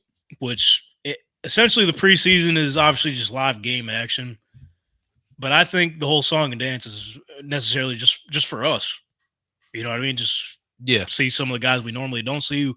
Maybe some up in the rising stars. Who knows? But it's pretty much a warm up for us fans, just going to the regular season and everything. And like I said earlier, like when we announced the 1K giveaway, preseason is also an opportunity for you to get tickets cheaper. Like if you're not able to go to a regular season game, you can make it flexible, go to a preseason game. Yeah. But again, if players don't want it, they don't find it helpful, then fuck it, I guess. But like the thing is that I got a question about that is if Hey, you go get ahead rid, and ask me a question, dude. if you get rid of the preseason, how do you know like because you got to make the cuts? So do you think more teams are going to do that dual practice to like see like who they're going to keep? Well, like I was going to say, yeah, they do that as it is. Right. Like they run the scrimmages like the duo practices or whatever. Right. So it's like, I mean, the staff sees these players more than we do. Right. I mean, obviously it's different in the big stage in the stadium and everything, but they get a better read than we do. That's what I was saying. Yeah, I didn't know like if they don't do preseason, how are they going to know like the talent? Right. But I mean, they run through different lineups and whatever throughout the practices. So I'm gonna miss out my scouting. That's who I figure out who I like with the rookies and stuff. Though that's my only negative about it, though. I mean, it's really for the league, though. You know what I'm saying? Like, yeah. Well, even like seeing like last year, for example, like Anthony Richardson out there. Yeah, he showed a lot. Mm-hmm. Yeah, he just did. in that one quarter. Right. Even Caleb, for perfect example, Caleb Williams this season. I mean, I'm sure fans want to go see him out there. Right. But so them getting rid of the preseason mean what they're trying to get one more regular season weekend, right? Yeah. So does that mean what 2 buys? Aren't they trying to do 2 buys? I feel like it's been talked about. Obviously, nothing is set in stone yet. But if you add an extra week to the regular season, the way the schedule will work, obviously they're going to start like 1 or 2 weeks earlier. Yeah. Then add the other game. The Super Bowl will fall on President's Day weekend, so everyone will have that Monday off. That's what they're pushing for. I like it. Fucking awesome. It should have been like that since day one, to be honest with you. Yeah. Yeah, but like even back then, like it's a holiday. The Super Bowl used to be in January. That is true. Really? Yeah. I didn't know that. So That's it's wild. like I'm sure this happens every time they bring up like the idea of adding an extra game. It's always the conversation. There's gonna be people that aren't happy about it. This and that, but I always say you can't satisfy everybody. You got to do what's best for you. Exactly. Business. So NFL's business at the end of the day. Extra regular season game, more revenue, more money. I mean, you gotta see what they're doing. I mean, you can argue. I mean, it's not really an argument that they've taken Christmas Day from the NBA. Oh yeah, you know what I'm saying? Like, yeah, which is insane to say because like that was the NBA's thing, but now it's like it was. NBA fumbled, bro. Yeah, they for real, exactly. Like. But anyways, what I was trying to say, like, if they do add an extra regular season game, you have to add an extra bye. Right. Yeah. It'll still be the same amount of games that they play now. With they play 17 games, right? Yeah. Mm-hmm. Like including the bye. So yeah. Right. Add an extra bye, and I think it'll be good. Because a lot of teams, they don't have a bye until week 14. That's basically the end of the season. Pretty much. If you add another bye, so I think each team should get. It doesn't matter if they win the Super Bowl or whatever, which they absolutely fucked the Kansas City Chiefs on this season. They win the Super Bowl. All right, get your bye week 6 or week 4. It was week 6. Yeah. Yep. What was I going to say? Yeah, add a bye week earlier in the season. Add one later in the season. You'll be good. Do you think 18 games is like the limit they'll go to? They have It'll probably be more. You think? No way. I think they get to at least 20 and cut it. You can't make it more than 20. No, I agree with you. Yeah. I think they're just going to keep trying to add. Right. Because more injuries happen to these players. Baby. Yeah, that, exactly. Spread the bread, baby. That's what they do. Yeah. But yeah, man, it's an interesting topic of conversation. Let's have to wait and see. That's it. That's it. Speaking of waiting and seeing. Huh? We might have to wait and see if Buffalo is going to get the NFL draft. Holy shit. That'd be awesome. They're planning on let me pull the article up. In the new stadium? In the new stadium, because hell yeah. Remember we were talking about a couple weeks ago that I don't know if Buffalo is a suitable place to host anything. Mm-hmm. Strictly for the fact of the hotels and everything. Because everyone was talking about, you get the new stadium, automatically you get a Super Bowl. You get a chance at a Super Bowl. It's okay, it's not a problem. But the big problem is where are all these people going to stay when they come in town? Right. There ain't nothing over there. Like Buffalo's, it's not a big city. especially over there. And you're that's a decent drive to all the hotels, you know? Yeah. Like, Right, which I mean, Orchard Park, they probably do have opportunity to put more hotels down there, but what are they going to do when they come here? I know they got bars and shit. Because remember what I was saying, where the stadium is now, right? You have that parking lot, hotel or two. I mean, that's how you problem solve that. I don't think whoever's coming up with these ideas are smart. Like, no. If you're going to tear down the stadium, the old stadium, the hotel's right there. But it's going to be the parking lot, right? It's going to be a lot, yep. Yeah, like, it's just like, for what? The new stadium's going to be fucking sweet. It has to. But, so yeah, the Bills plan to bid to host a 2028 NFL draft. We think the city of Buffalo would be an absolutely perfect venue for this type of event, says new COO Pete Giuili, which I haven't been good with names lately, bro. Have you noticed that? No, not at all.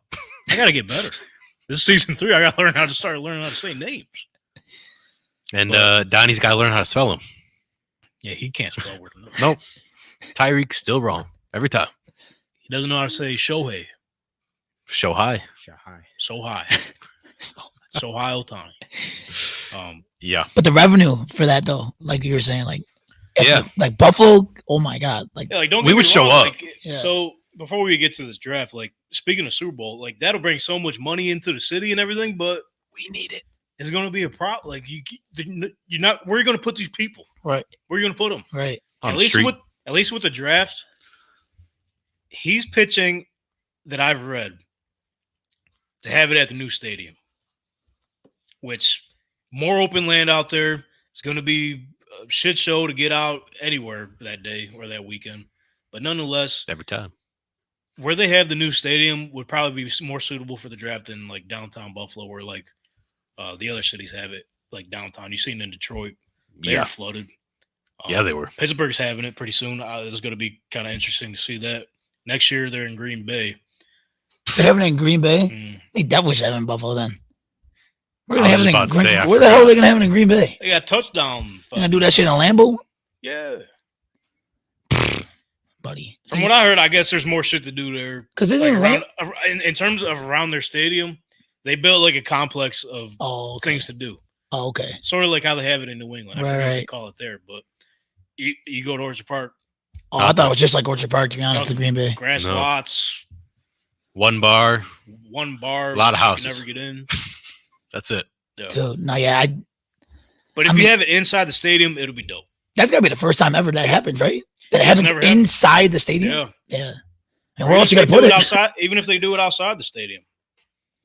I feel like there's room for that, but at the same time, like, it's obviously going to be less people than what you would have for a Super Bowl. Right. Yeah. Still going to be a big crowd because what did we say that Detroit had collectively that weekend? It was almost like 100 to 2,000 people. Yeah. So, hey, I thought it was like way more. I thought it was more than that. Can't remember the number. Yeah. It was a high number. Right. The first night was like 270 something. Yeah. That's insane. 1,000. And they're like, it's free, right? Like, it's a free. Yeah, like that's insane. Yeah, I mean, that's exciting news. I don't know. I'm curious to see how it's going to play out because where are you going to put all these people? Right. You think they would ever charge to go there? If they have it in the stadium, yeah, 100% should be charging for that. Yeah. I don't know what the number would be, but I mean, you could have the way you could do it. Charge a ticket to go into the stadium and go on the stage and everything, or sit in the stadium. Leave outside free. Like set up like different stations people can sit at. I mean, have different vendors there. Right. Kind of like how we went to Toronto and watched finals. Yeah. Just a big ass slot, big ass screen. Cleveland too. Yeah, that'd be sick. Yeah. Yeah, so if you can't get into the stadium, you can watch outside. Set up screens and right. shit. Yeah, that's a good idea, actually. Shit, fucking hire Tank to fucking set this shit up. Are you kidding me? Yeah, here we go. That's what I was talking about. Hey, looking for a job. Bring me in. Because, I mean, there's only going to be a certain... obviously, you're not going to be able to put 200,000 people inside the stadium. No. So, yeah, that's a great idea, actually, I think. You make money off the tickets, make money off the vendors outside. Bro, Brandon Bean, listen to this motherfucker. He can give you money right now. Are you kidding me? Bro. Baller Bean, he knows something about money. Do Wingfest? Do Wingfest. Holy shit. Hire these motherfuckers. Fucking set this over. You kidding me? What's going on? Come on. Tank talk outside. No, actually, put us inside. Put us inside. Put us Yeah. inside. Well, hell yeah. For the powers that be, for listening, we want inside. Because it might still be cold. April, right? It's a good chance. Yeah, Could be snow for all we know. possibly. Oh, Or it could be 85. could be 85. That's true. 8.2. Could be 85 as well. But moving on here, Lo. Matt Johnson put out a new blog, interesting blog. I don't know if you guys were able to read up on this, but so what Matt did, he wrote up the 2024 NFL division rivalries and where they stand. What? So what he did was pretty much gather some stats of the head-to-head matchups between each team in each division. Obviously, division rivals. What? That's in the title there. He not only did he do the head-to-head matchup stats, he did playoff wins as well against Oh, each shit. team. So we can start with the AFC East. So Go Bills. New England Patriots and the Buffalo Bills. You ready for this, Flinch? Mm-hmm. Head-to-head matchup: Patriots 78, Bills 50. Ah, Still got some room to catch up there. that 20, Not as bad as I thought, though. that 20 years really hurt. Right. But hey, they're Tom Brady. tied for playoff wins against each other. How about that? Let's go. Something to take away there. Patriots and the Jets. Patriots 74, Jets 55. Ooh. Patriots 2 playoff wins, Jets 1. Ooh, okay. Bills 69 to the Jets 58. The Bills have 1 playoff win against the Jets. Let's go. Dolphins 62 to Patriots 55. Dolphins got 1. Patriots got 2 playoff victories. Okay. That's interesting. Dolphins 60, Jets 56. Hmm. Tied for playoff wins. Dolphins 62, Bills 58. Boy, oh boy, Bills are creeping in there. Yeah, we are. But actually, the Bills have, according to Matt Johnson, 4 playoff victories against Dolphins 1. Fuck them. Yeah. What do you guys think about that? Anything that stood out to you? I say that Miami, New York Jets. Yeah. It's actually kind of close. Very close, 60 to 56. Yeah, and yeah. Shout out Miami Why's that? against the Patriots. 62 to 55. I like that. And it feels like it's always like the end of the season where the Dolphins upset them. Right. Every time. Every single time. Right. Let's keep that going, though. I mean, it's so hard to tell, though. I mean, like, if Tom Brady wasn't there, like, who the hell knows? Oh, like, You know what I'm saying? Like, yeah. these all might be close. AFC South. Okay. Speaking of margins that aren't even close. Uh-oh. Colts 37, Titans 22. Hmm. With Tennessee having 1 playoff victory over the Colts. Damn. Titans 35, Jags 24. Hmm. Colts 33 to the Houston Texans 11. So Noah's dad, if you're watching, you can suck on that, pal. Damn. Just gonna let that sink in for a second. Okay. You can do that. Texans 29, Jaguars 15. Colts 27, Jaguars 19. Then lastly, Titans 23, Texans 21. So that's right. This is fucking sad. What's that? Go 'Cause ahead and say it. they're all fucking blowouts except the fucking last one. I mean, the Titans and the Texans, and they're both fucking bad for a while. Battle for the Oilers, dude. I mean, shit, it's good for you. Colts fucking smacking everybody around right now. Like I've said, like they've ran roughshod through this division ever since the league realigned the divisions. What was the stat last week or 2 weeks ago? What for the AFC East? Yep. The Colts have more AFC East championships than the Jets. Wow. Then when you got to think about it, though, The Colts haven't been in that division since 2002. Yeah. Yeah. that's insane. Well, you got to think, though, in this, like, the AFC South, I think, like, beside, like, the Colts are the only team that's had, like a long run of success. yeah, QB success. Like, Yeah. Peyton Manning, then you had Luck. Now you're going to have Richardson. I mean, who the Yo, hell and is- after hearing his interview on the Pat McAfee show today, Y'all enjoy this while you can because he's here to fucking tear it up, baby. I mean, who Jacksonville have? Blake Bortles. Now they got Trevor Lawrence. Boo boo. Matt Schaub Boo-boo. or Matt Schaub and fucking Houston. and Deshaun Watson. I mean, not horrible, but ain't Peyton Manning and fucking Andrew Luck. I'll tell you that. Hey, man.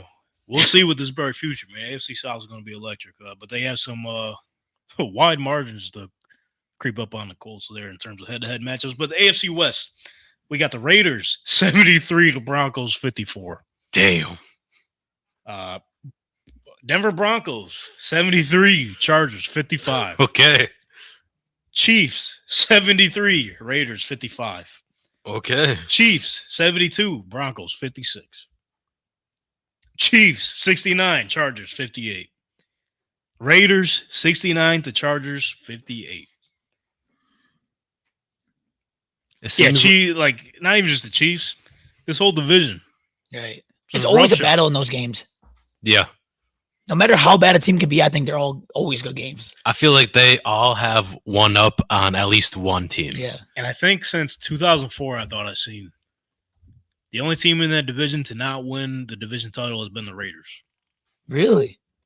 They have now, ever since 24, these past 20 years, nothing. That's insane. Nothing to show for. Damn. Unbelievable. I think the Chiefs had past 6? Yeah. Some shit like that. The Chiefs and the Raiders are usually good matchups, though. Yeah, we always know who comes Well, out. yeah, yeah, definitely. Nowadays, yeah. How about this? The AFC North. Uh-oh. One of the most interesting divisions in the NFL. Pittsburgh Steelers, 81 to the Browns, 63. Oh, jeez. Shit.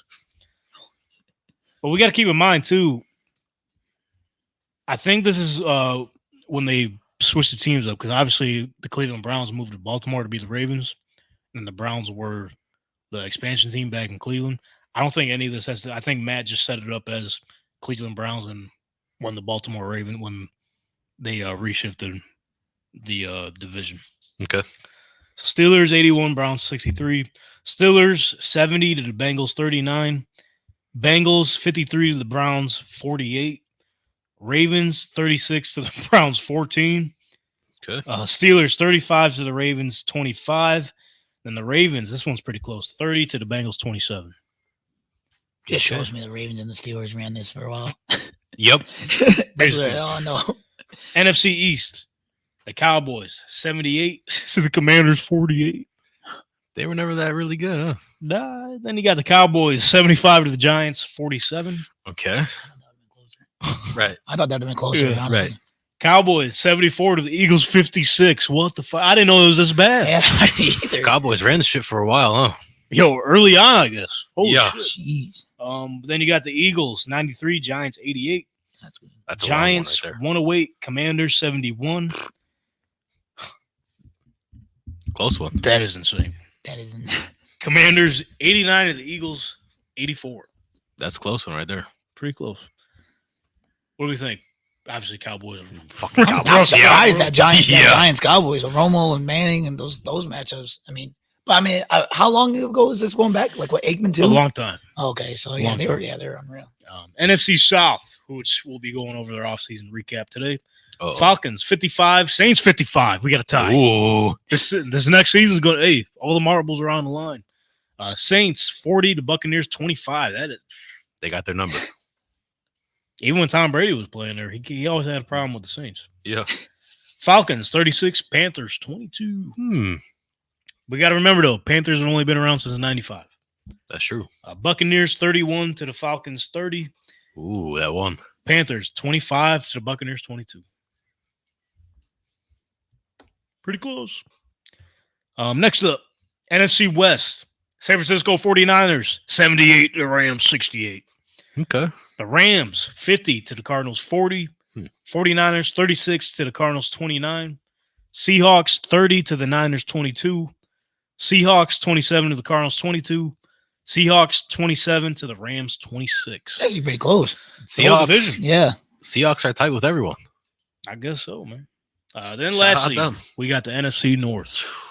This one's already Another legendary heritage With North. division in the NFL. Historic. Packers, 107 to 95 Bears. Packers, 106 to the 76 Lions. They've been Jeez. beating up on them for a long time. The Bears 105 to the Lions 78. Vikings 80 to the Lions 43. Jeez.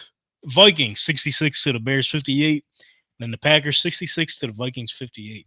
Lions been Yeah, bad Lions for a long were pretty time. bad for a long time. 100 Yeah. years, I'd say. Yeah. Unbelievable. That's nuts. So what surprised you most about I guess the division rivals and where they stand? The NFC West kind of surprised me how close it was. Yeah, I didn't Honestly. expect that either. To me, it's obviously the NFC East. I didn't know the Cowboys beat up on everybody Yeah, like that much. That's They crazy. had that like decade. Had to be mostly from the 90s, but Yeah. hate to do this for the 2-year anniversary. Been drinking a lot of fluids because been feeling a cold coming on. I gotta go go let it loose real quick. Let it loose. Yeah, I can't hold it anymore. I apologize, everybody. Yeah. But so real quick, I need to address. You guys can pick up for me, Nadia. When I said we're in dark days after the NBA Finals and the Stanley Cup, and I said we only got baseball and WNBA to watch, I didn't mean it like as a negative, but also like the more This is a sports, football the more show. sports, the better. Yeah. Baseball ain't that interesting. WNBA, they've been beating up on Caitlin Clark. Flinch. Take it away, buddy. Yeah, this is unbelievable, Brennan. I mean, Unbelievable. Look. You didn't see anything. It was like a flash. I mean, this is unbelievable though. Like, where the Doritos and the Mick Ultra? What? No, but like with Caitlin Clark, like this is supposed to be one of the best years ever for the WNBA, and it's they're not. absolutely ruining it right now. Why do you think that? Why are they trying to beat up on Caitlin Clark? She is the prized possession of that league. Bro, the one thing I'll say, it happened almost every great. They hate on greatness, bro. They do.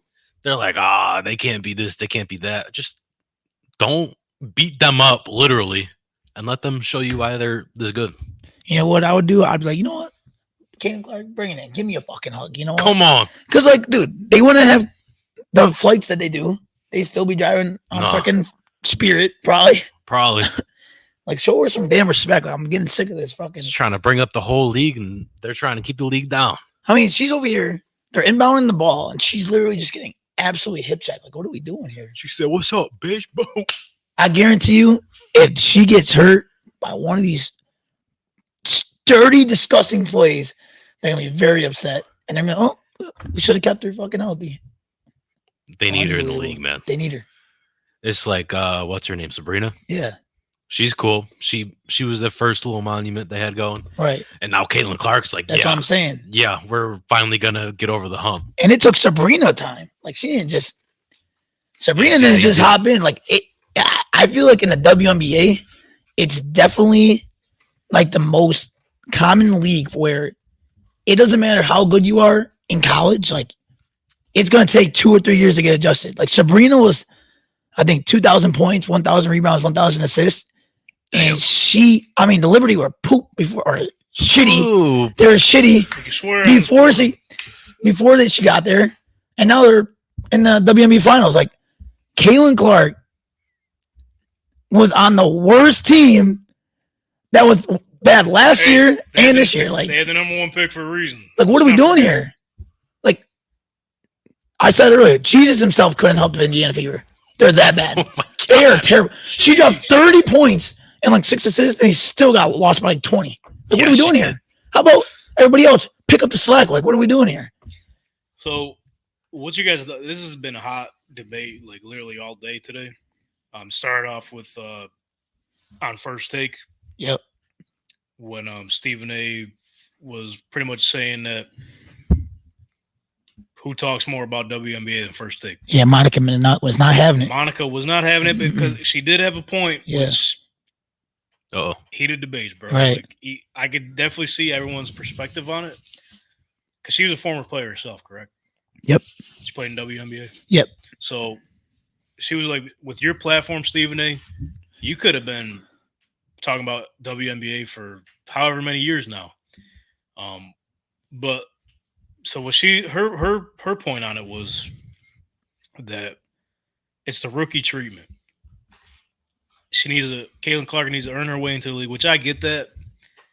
But on the other hand, That was nuts. It was, but then also she also mentioned like we're not talking about the superstars that were there before her and how we need to respect them in the league and everything. So they're literally taking it all out on Caitlin Clark.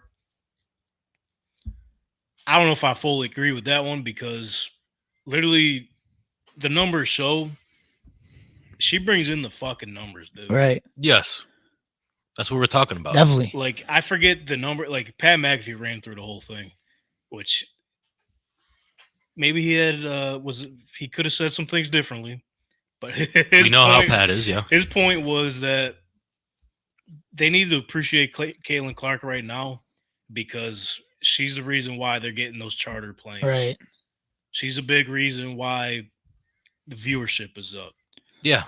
She is also, he also mentioned this, I forget the exact number, but if you're putting her on the list of NBA jersey sales, she'd be 4th right now. Holy shit. I didn't know that. All time?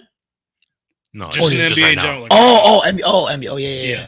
That's insane. She'd be in 4th. That's insane. Most jersey sales. So can I say this though? Like Monica did make a good point though, where like she said these girls can't afford like if she gets kicked out of a game, like that girl that shoved her, like you ain't even making NBA money.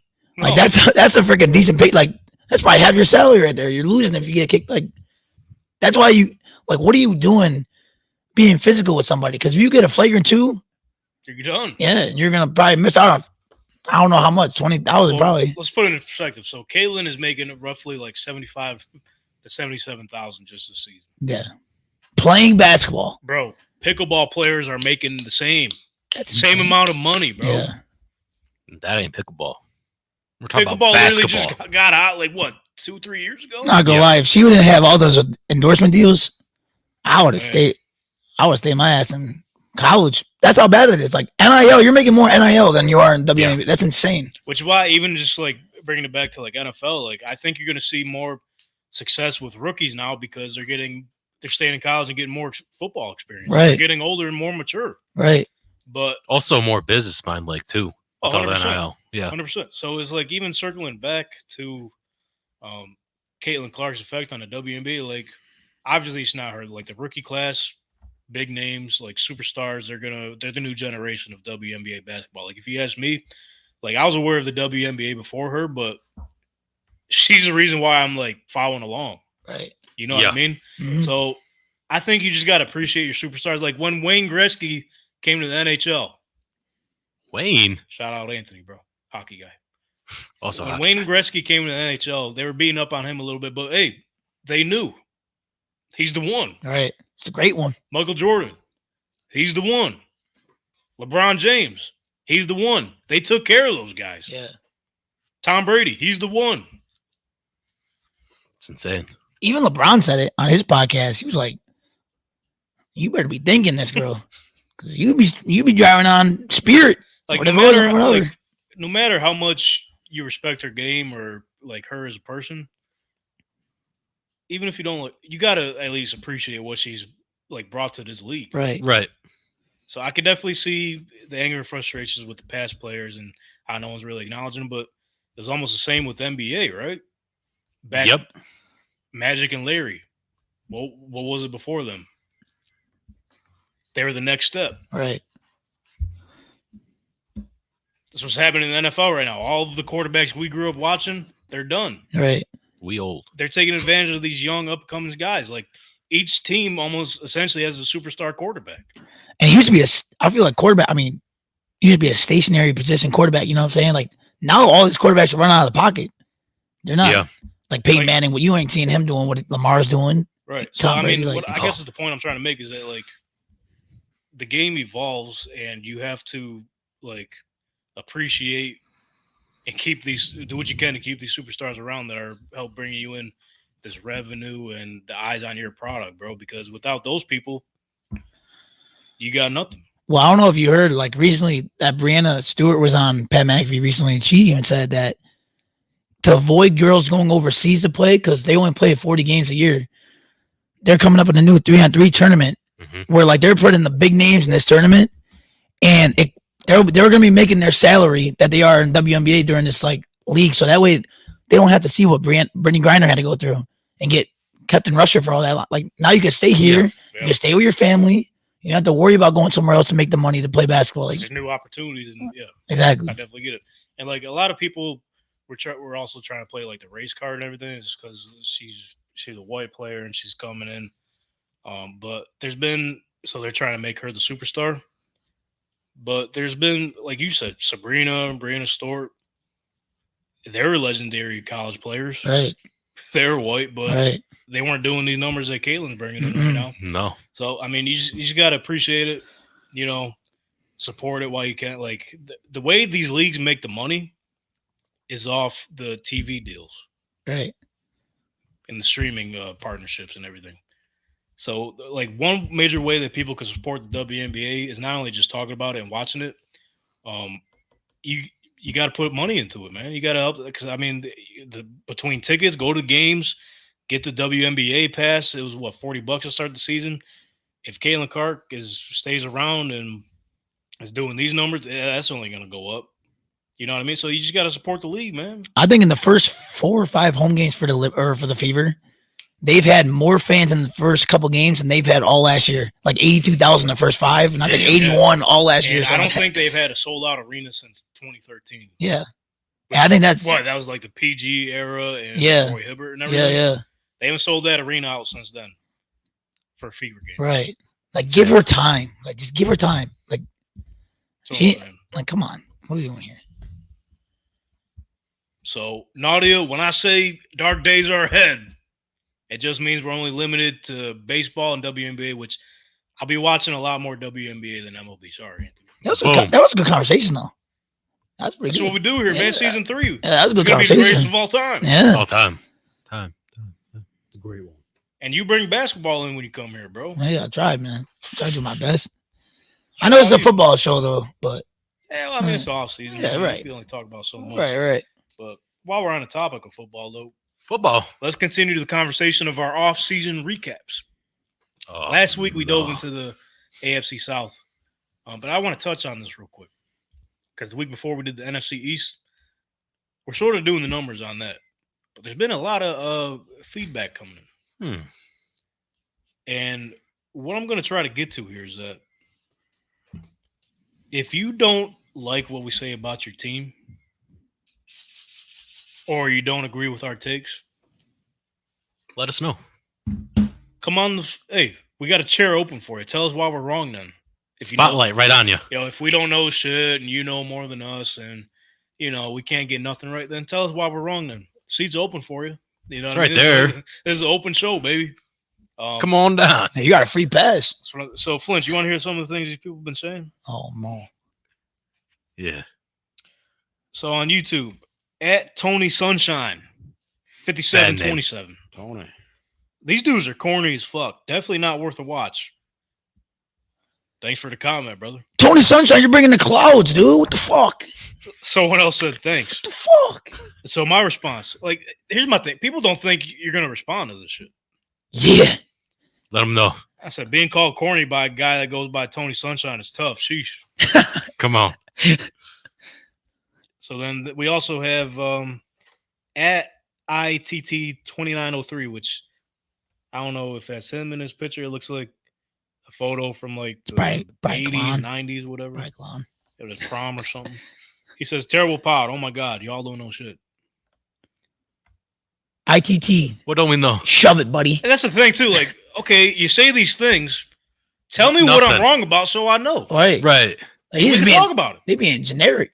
They're all bots. To be specific. They could be bots for all I know. I don't know. But bad show. in response, I said, did we say something you didn't like about your team? What's the deal? Enlighten us since we don't know shit. Right. Like if you say we don't know shit, why don't we know shit? Say right. Why we don't know shit. Why is it a bad pod? What did you say that make it bad? Like, sure. I mean, that's your opinion. This pod is sometimes hot garbage. I ain't gonna lie to you. Yes. But you, at least you admit it. You're like, hey, it might stink. It might stink, but here we are. Great. All right. We're trying to have fun, okay? So it's like if you got a problem with what we're saying, like let us know what the problem is. Just don't say, "Oh, this shit sucks." Y'all don't know shit. Yeah, Sunshine. What don't we know about? Kick rocks, buddy. Fuck. Tony Sunshine. Yeah, Tony Sunshine. My ass. Not so sunny. Yeah, he's bringing the fucking rain. Good thing we got our umbrellas. That's all I gotta say. Good thing we're inside. So if y'all got a problem, let us know in the comment section, or we got a seat for it. Tell us why we're stupid. Come on. That's a new segment. I like it. I gotta think of a clever name. What would it be? Haters gonna hate. Nah. Too generic. It's too generic, dude. Stooge alert. You gotta say, Tony Sunshine. Nah, we gotta do something. I don't know. Yeah, we need a button. Yeah. We don't Stooge know alert. shit. We don't know shit, but you do. I don't know. That doesn't ring. We'll think about it. We'll get back to it. Yeah.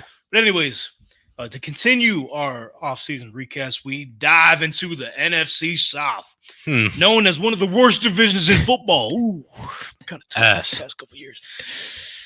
Past what? Couple seasons, there's been some losing records winning this division. Kind of tough. Yeah. But thanks to Matt Johnson, he took the time to dive into the weeds of one of the shittiest divisions in the NFL to let us know what's going on. Thank you, Matt. So let's start off with in Brennan's words, the Atlanta Falcons. which they were pretty ass last season. They were 7-10 in terms of offensive rankings, 26 in points for, 17 in yards for, 22 in passing yards, and 9 in rushing. Which Bijan Robinson, Tyler Algier, they showed up for him. Ooh, such a good team. Defensively, now this is what confusing. we're talking about right here. 18 in points allowed, 11 in yards for, 8 in pass defense, 20 in rush defense. I don't know. Some of those were a little better than I thought. I'm not going to lie. Yeah. But when you break it down, I forgot Michael Lombardi dropped a stat when he was ranting about Super Bowl winning GM Terry Fontenot. He likes to say knows a thing or two about building teams. When you got more than one quarterback, you got none. What did he say? He said something along the lines of pressure on quarterbacks. They're like bottom tier in the league, and they haven't addressed that at least in the past 4 or 5 drafts. Yeah. Or they had the opportunity to get Jalen Carter this year, Latu. What? They said, nope, let's get a running back and a quarterback. That'll fix all the problems. Yep. Free agency, in terms of their losses, obviously, they fired Artie Smith, who was their head coach, now offensive coordinator for the Pittsburgh Steelers. All because Jameis Winston wanted to do a run play instead of kneel it? Yeah. Yeah. Yeah, that's fucked up. They said, here you go, buddy. We'll see you. Because Jameis' last game in New Orleans, he had to go out with a bang. I guess so. They traded quarterback Desmond Ridder to the Arizona Cardinals. Yeah, get him out of there. Which, let's keep in mind, this franchise thought he was the answer over Lamar Jackson. Let's keep that out there. Atlanta. Just want to mention that. Keep going. Jonnu Smith, tight end, signed with the Dolphins. Cordell Patterson followed along with Artie Smith to Pittsburgh. 2 losses. Jeff Okudah, as we mentioned last week, signed with the Texans. Bad luck. Matt Hennessy took his ass to Philadelphia, their former center. Van Jefferson, wide receiver, signed with the Steelers. Matt Collins is now a Buffalo Bill. Calais Campbell, Bud Dupree, Scotty Miller.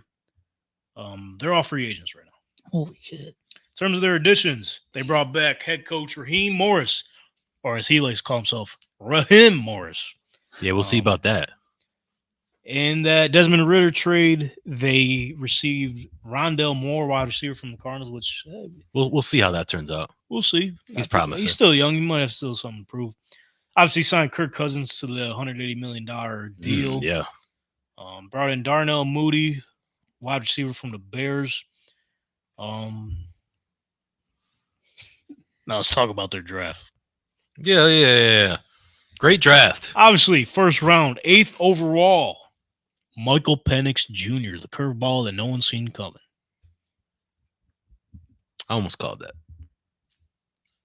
Remember when we did our You almost called it? Yeah, our mock, and I said Brock Bowers? Close enough. Hey, close enough. I mean, it was on brand. Yeah. You know what I mean? Yeah. I knew it. Kind of. And then they take Rook. Or These Horoho. names in this draft, bro. How do you say it? I'll say it slowly for you. Horo. Ruko Horoho, defensive tackle out of Clemson. Let's go. And this guy said he can't spell. Second round. Pretty damn good. Oh no, that was that's Johnny Donnie. that can't spell. Oh, I just can't say it. Oh, hey, well, you can fucking say it, buddy. Come on. Good Thanks, job. dude.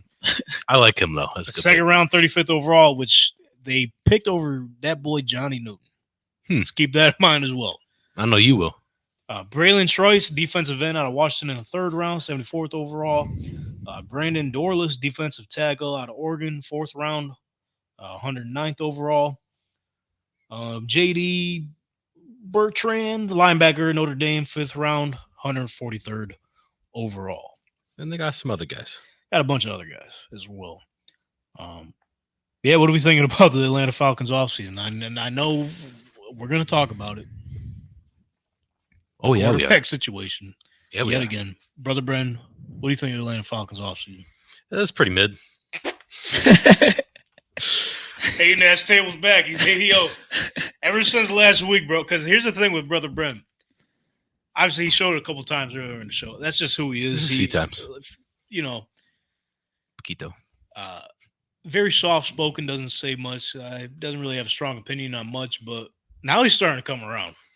Last week, he went at the Atlanta Falcons, which someone else wasn't happy about that. They also said, failed podcast. These guys don't know nothing on Instagram. You had some good points, bro. Come on. Let's hear You him. had some good points. They haven't done nothing defensively in terms of additions, trying to make it better. However many years now. So long. So it's like, It's not. yeah, let's draft a quarterback and running back and wide receivers because we really need them. It's Brenham. Brennan. No, Come on. So Brenham. I just want to let that be known. I like the direction Brother Brennan's taken with his persona here. I like it. Yeah. Because they ass. I tried. They were looking so promising. They still do. But they're going to fold it and throw it away somehow, some way, man. Every time. Yo, I'm not gonna lie, you shut me down bad on that Instagram live. I was hyped against them, dude, but then you fucking put me down. Did I? Cause I was like, yo, I told you I thought the defense was pretty solid. You're like, Funch, they fucking suck. I was like, bro, their offense is stacked though. I said, Flinch, name me 5 players of their defense. Yeah, I still can't. But like, You know what I yo, their offense, and they just picked up Mooney. I forgot about that. Like, you gotta think, Kyle Pitts, Bijan, Cousins. That's it, Pitts. That's it, Pitts. First Mooney.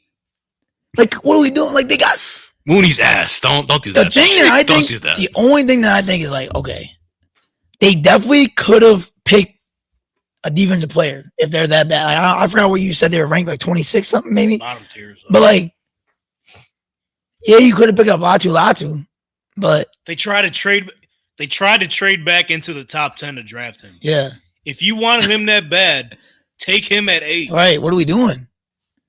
The one team, I guess it came out that they were afraid that was going to draft Michael Penix was the Vegas Raiders. They had interest in it. They were going to go with him. Yeah, but they're at like 12. They're 13. Yeah. Just jump So in front of them again. Well, try to jump in front of them. get the defensive guy that you need, and then go get the other quarterback. Don't My try to thing do the was, other it's way. not even that they drafted Michael Penix. I think he's a great quarterback, which I've been on board ever since the college season. Like I've been telling you guys, We're gonna say this the whole offseason. He's a first round talent. Yes.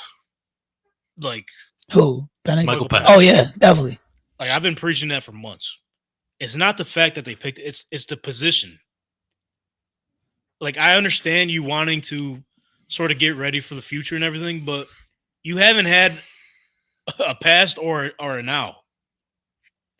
They try to say it's the same story with the Green Bay Packers. They're trying to It's not. copy the Green Bay Packers mold with when they drafted Jordan Love, but they didn't have an MVP quarterback for however many years they had Aaron Rodgers. About a decade and a half. And Aaron Rodgers was one foot out of the door back. Like I thought, Yeah. they thought the time was gonna be ending soon, Right. anyways.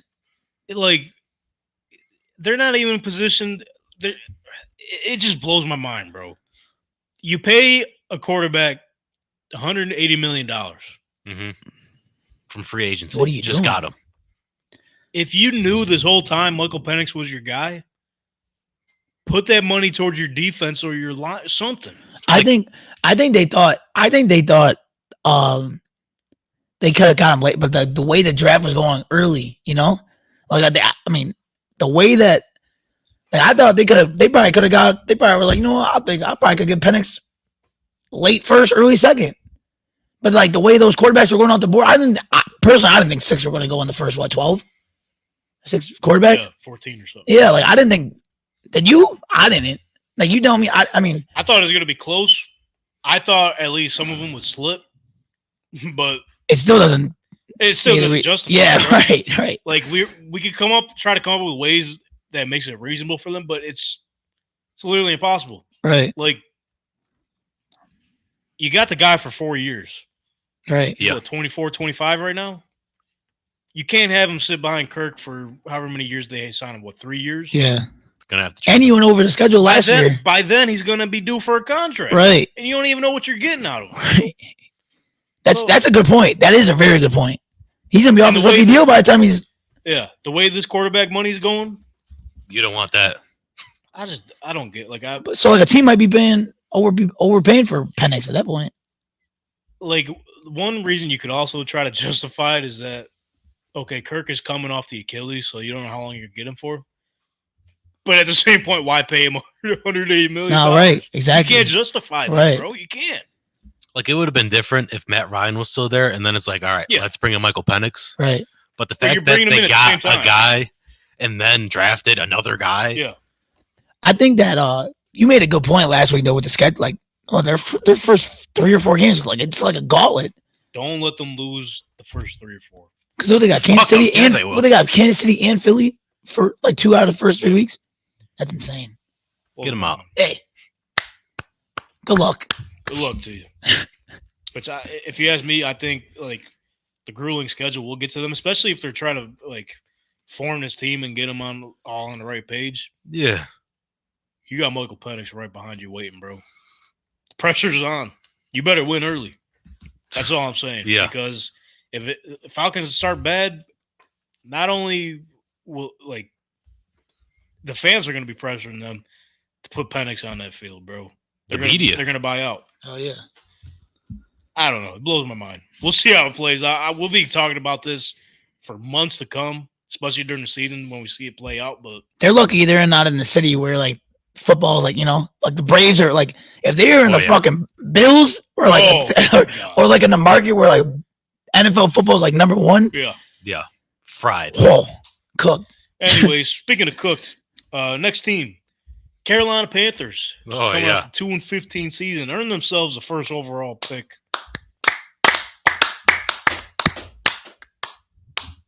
And didn't even get to use it. Bunch of dummies. Didn't even get to use it. Anywho, 2023 offensive rankings. Yeah, go ahead. 32 in points for, yards for, passing yards, and 20 in rushing yards. Great. Absolute shit. Yeah. Actually, that might be dog shit. Oh, damn. That's Panther shit. Yeah, right. That's Panthers. In terms of their defensive rankings, 29 in points allowed, 4 in yards allowed, 3 in pass defense. There we go. 23 in rush defense. Their losses in free agency. They trade away Brian Burns for a bag of chips to the New York Giants when they could have got 2 first rounds from the Rams before the deadline. But too bad. Frankie Louvu, linebacker, signed with the Commanders. Yatir Gross-Maholtz, defensive end, signed with the 49ers. DJ Shark is now a Los Angeles Charger. Great pickup for them. Shaquille Griffin, who I didn't even know played for them, is now signed with the Minnesota Vikings. Good for him. Get out of there. Jeremy Chin also signed with the Commanders. Ooh. CJ Henderson, cornerback, signed with the Texans. Von Bell, safety, he's back with the Cincinnati Bengals. How about that? Good for him. So those were their key losses. Key additions, though. They're trying. Yeah, they are. They're trying, bro.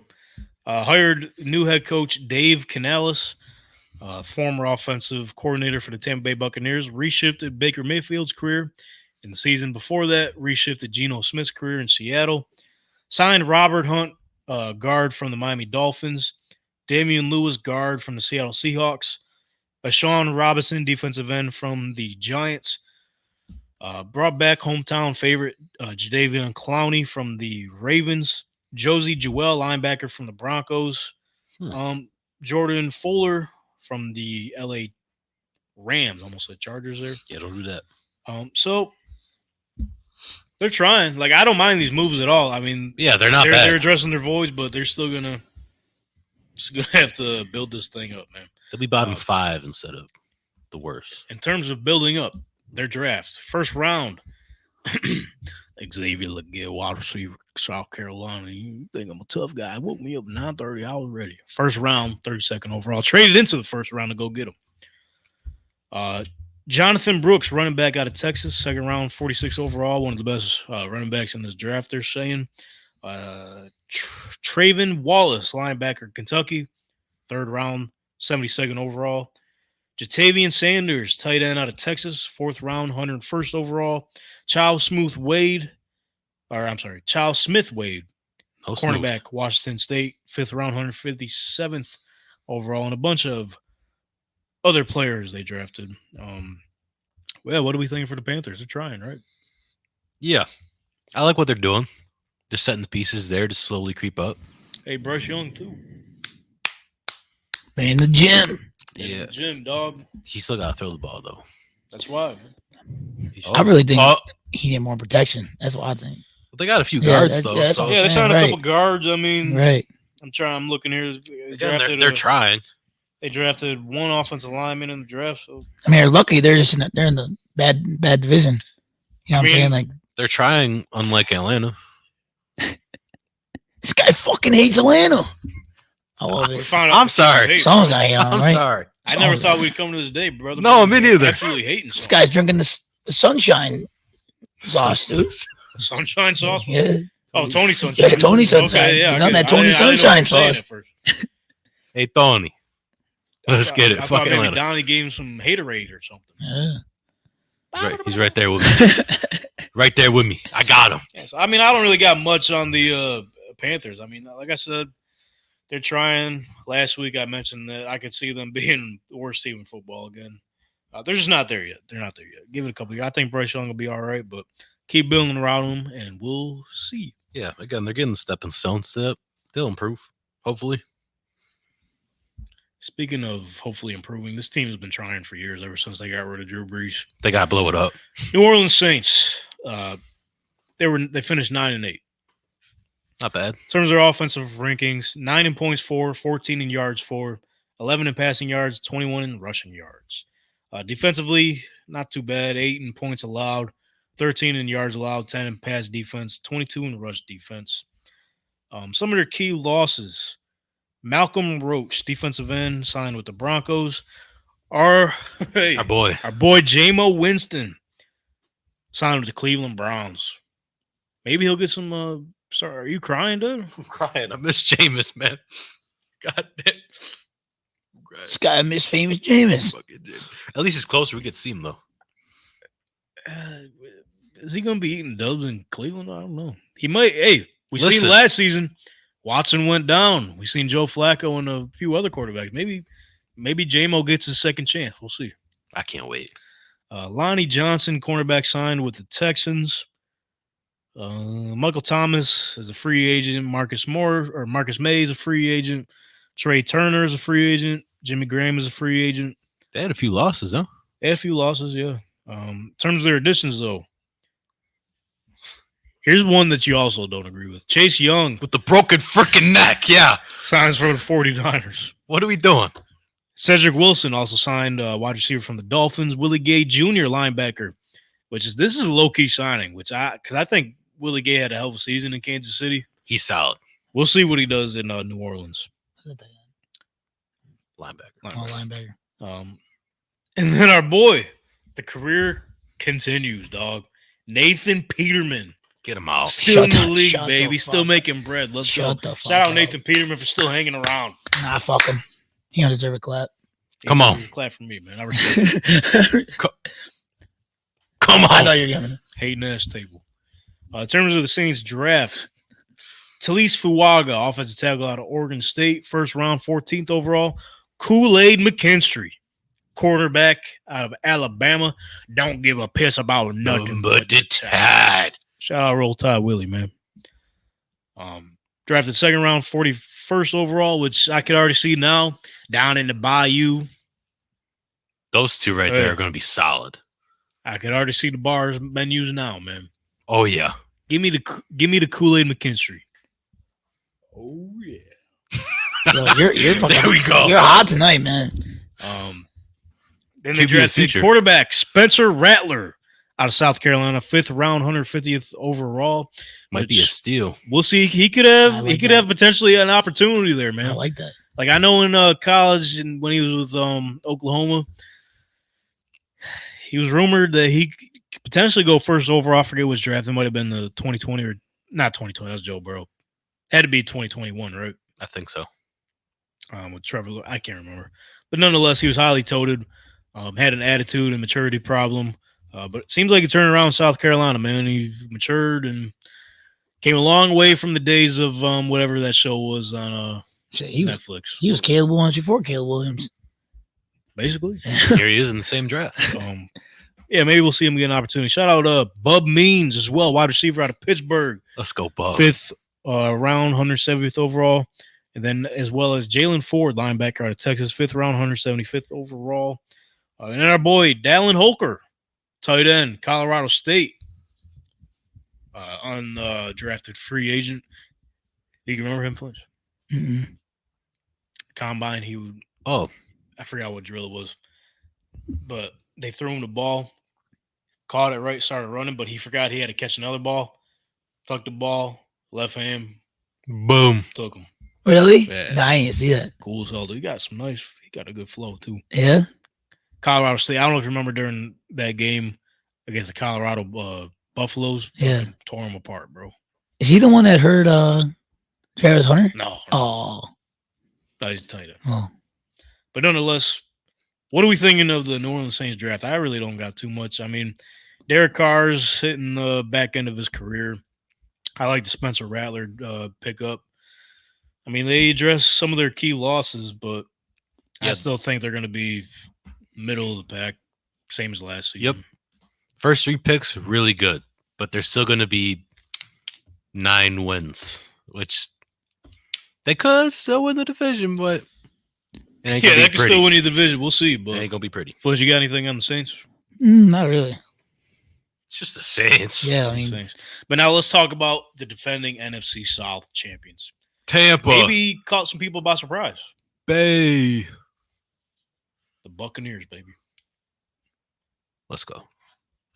Also went 9-8. Won in the division. Look at that. In terms of the offensive rankings, 20 in points for, 23 in yards for, 17 in passing yards, but 32nd in rushing yards. With them stats, how did they win the division? And that's NFC South football, dog. Ugly. and they had a home playoff game. Yeah. And won. Yeah. Put up a fight against the Lions, too. Yeah, until halftime, right? Yeah, just about. Defensive rankings, 7 in points allowed, 23 in yards allowed, 29 in pass defense, and 5 in rush defense. Some of their key losses, Shaquille Barrett, linebacker, signed with the Miami Dolphins. Devin White was sent over to the Philadelphia Eagles. It's two Pretty major free. losses to your backer room right there. Yep. Nick Leverett, guard, signed to the New England Patriots. Looking through here, that's mainly their big losses. In terms of their additions, though, Jordan Whitehead, safety, signed out of the Jets. Ben Bredesen, guard, signed from the Giants. That's almost similar to Brother Brendan. Randy Gregory, linebacker, signed from the Niners. Good pickup. So, I mean, Bryce Hall, cornerback from the Jets, was he the one that had like 3 picks against Josh Allen week 1? Mhm. Yep, that was Is that him. I That's think him. so, yeah. Yeah. So not too bad of a free agency right there. But in terms of their draft, continue to build up this offensive line. Graham Barton, guard out of Duke. Good pick. First round, 26 overall. They're saying he could also switch over to the tackle position. He's very versatile there. Maybe Great even pick. center with them losing Ryan Jensen to his retirement. Chris Braswell, defensive end out of Bama don't give a piss about nothing but the Tide. Second round, 57th overall. Flinch, when we say that, does it bother you at all? 'Cause I know you're a big What? Georgia guy. No, I don't care. He's not that big of a Georgia guy, I Not a guess. Georgia guy. Not a true Georgia guy. Not a true Georgia guy. Ask Lana. Buddy. Is Georgia falling off, bro? Fuck no. I We'll don't win know. that shit next year. It doesn't seem like you're too pumped when you talk We win about them. We win them since now. We're gonna win this next year. Yo, Carson Beck's gonna be probably top quarterback next year. One of them. Yeah, I agree. Cap. Who else you got? Yeah, that's about it.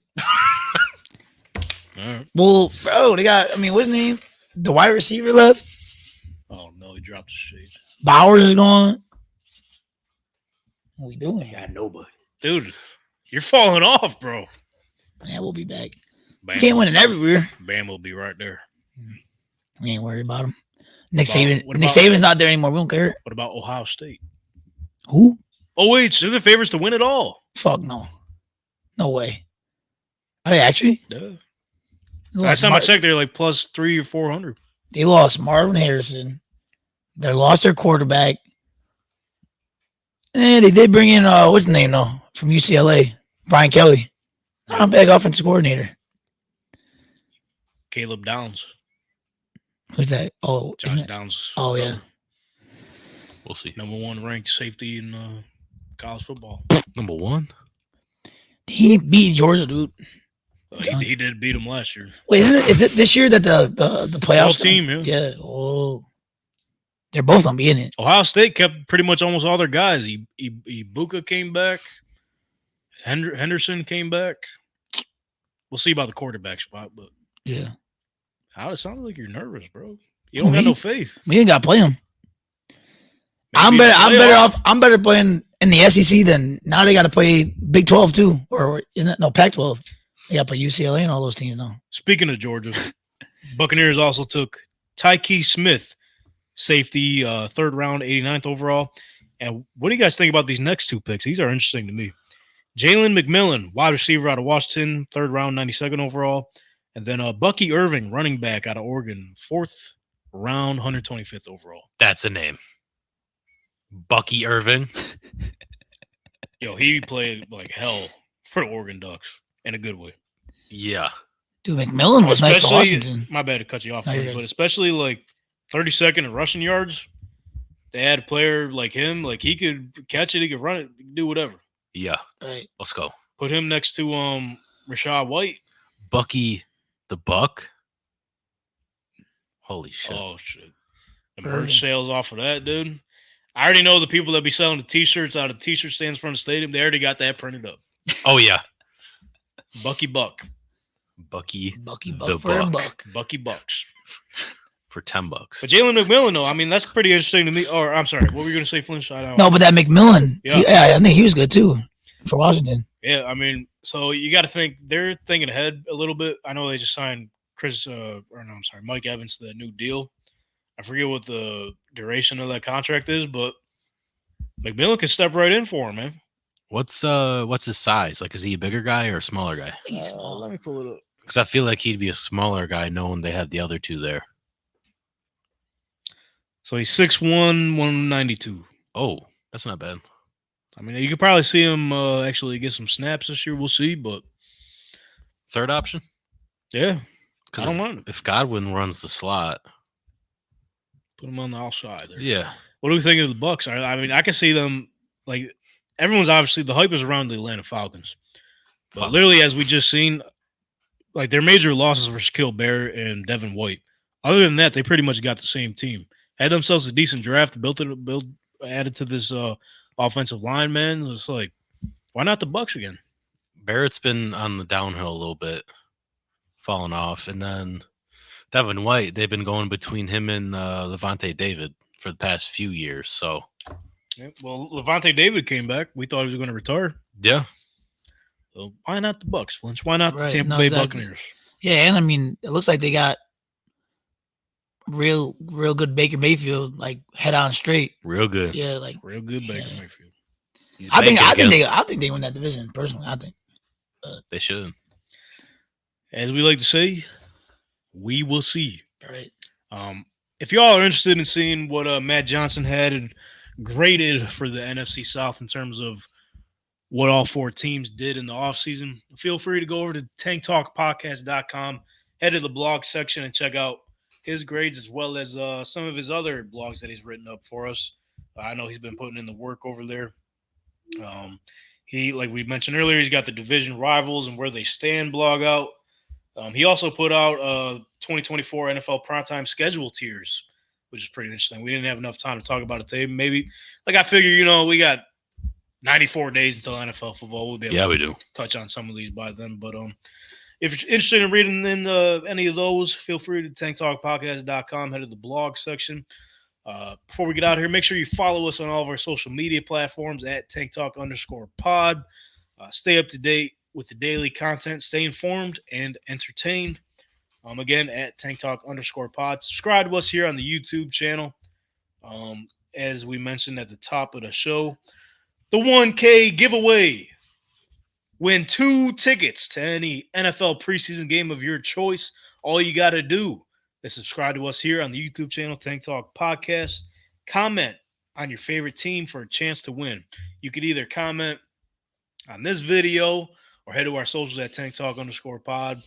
Click the pinned post, Instagram or X. Still Twitter to me. I don't know about you guys. Yeah. But yeah, man.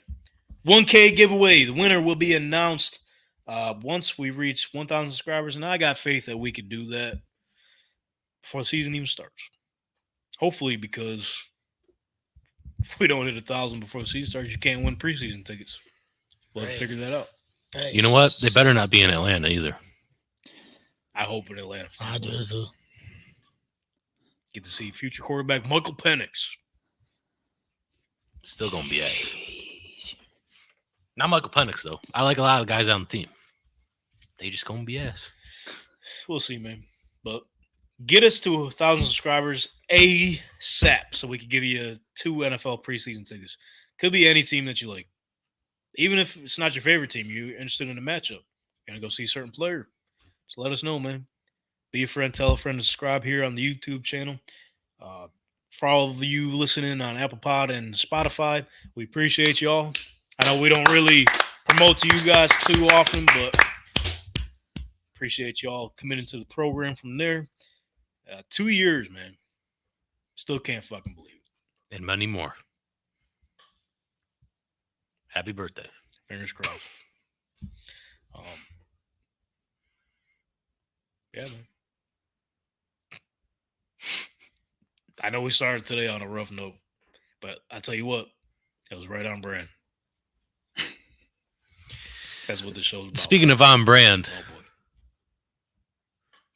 Anthony, you have something for us today? The spectacular, bro. You gotta. You talk about like, oh yeah, You got something? I got more. What do you got?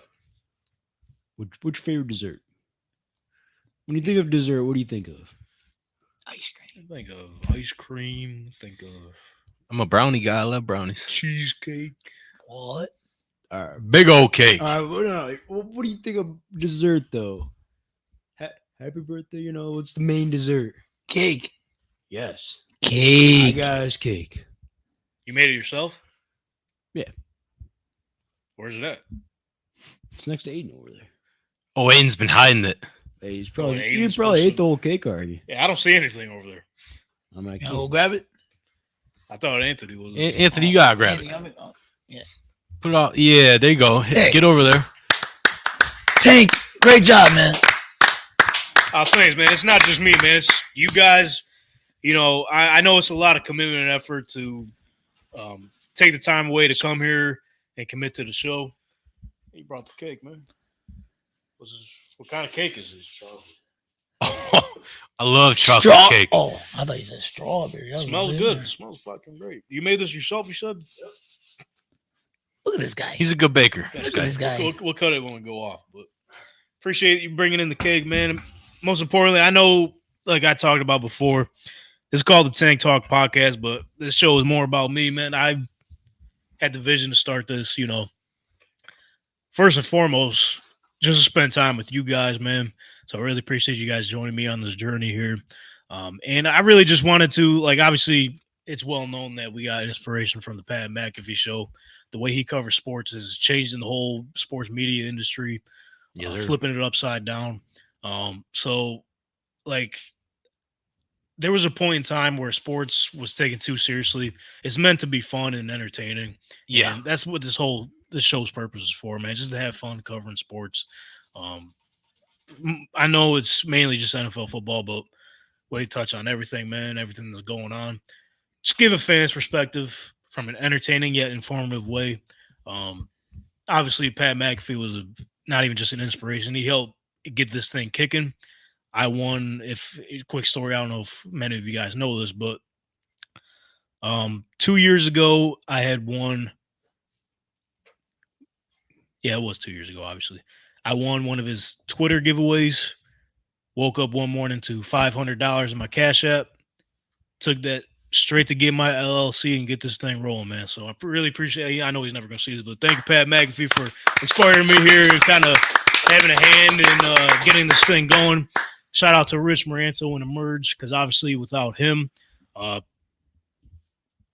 you'd be seeing me in my office talking to myself, talking to a wall, talking to a computer screen. But it's really crazy to see how far we come, especially editing these videos leading up to this week. So really means a lot. Can't wait to see where we go from here, and let's make season 3 the greatest of all time. Let's go. Yeah. Let's go. Anthony, good luck following up on that, brother. How are you going to motivate us going into season 3? I got his motivation too, not just cake. Okay, here we go. Okay, let's see it. Just know, every time you change your mind, your life changes. He must have been stoned or something. That's different. Good shit, dude. Let's go. Hopefully y'all don't change your mind next week and not tune in, because that would be ass. That's not a good way to kick off season 3. So with that being said, Aiden is allergic to your bullshit. And remember, if you don't like what we said about your team, we got an open chair for you. Tell us why we're wrong. Yeah, Tony Sunshine, get your ass here, boy. So with that being said, stay tuned this Thursday, June 6th, for our actual 2-year anniversary. Tune into the best or worst moments of the Tank Talk podcast season 2. Enter the 1K giveaway. NFL preseason tickets are waiting for you. And hopefully we'll see you next week.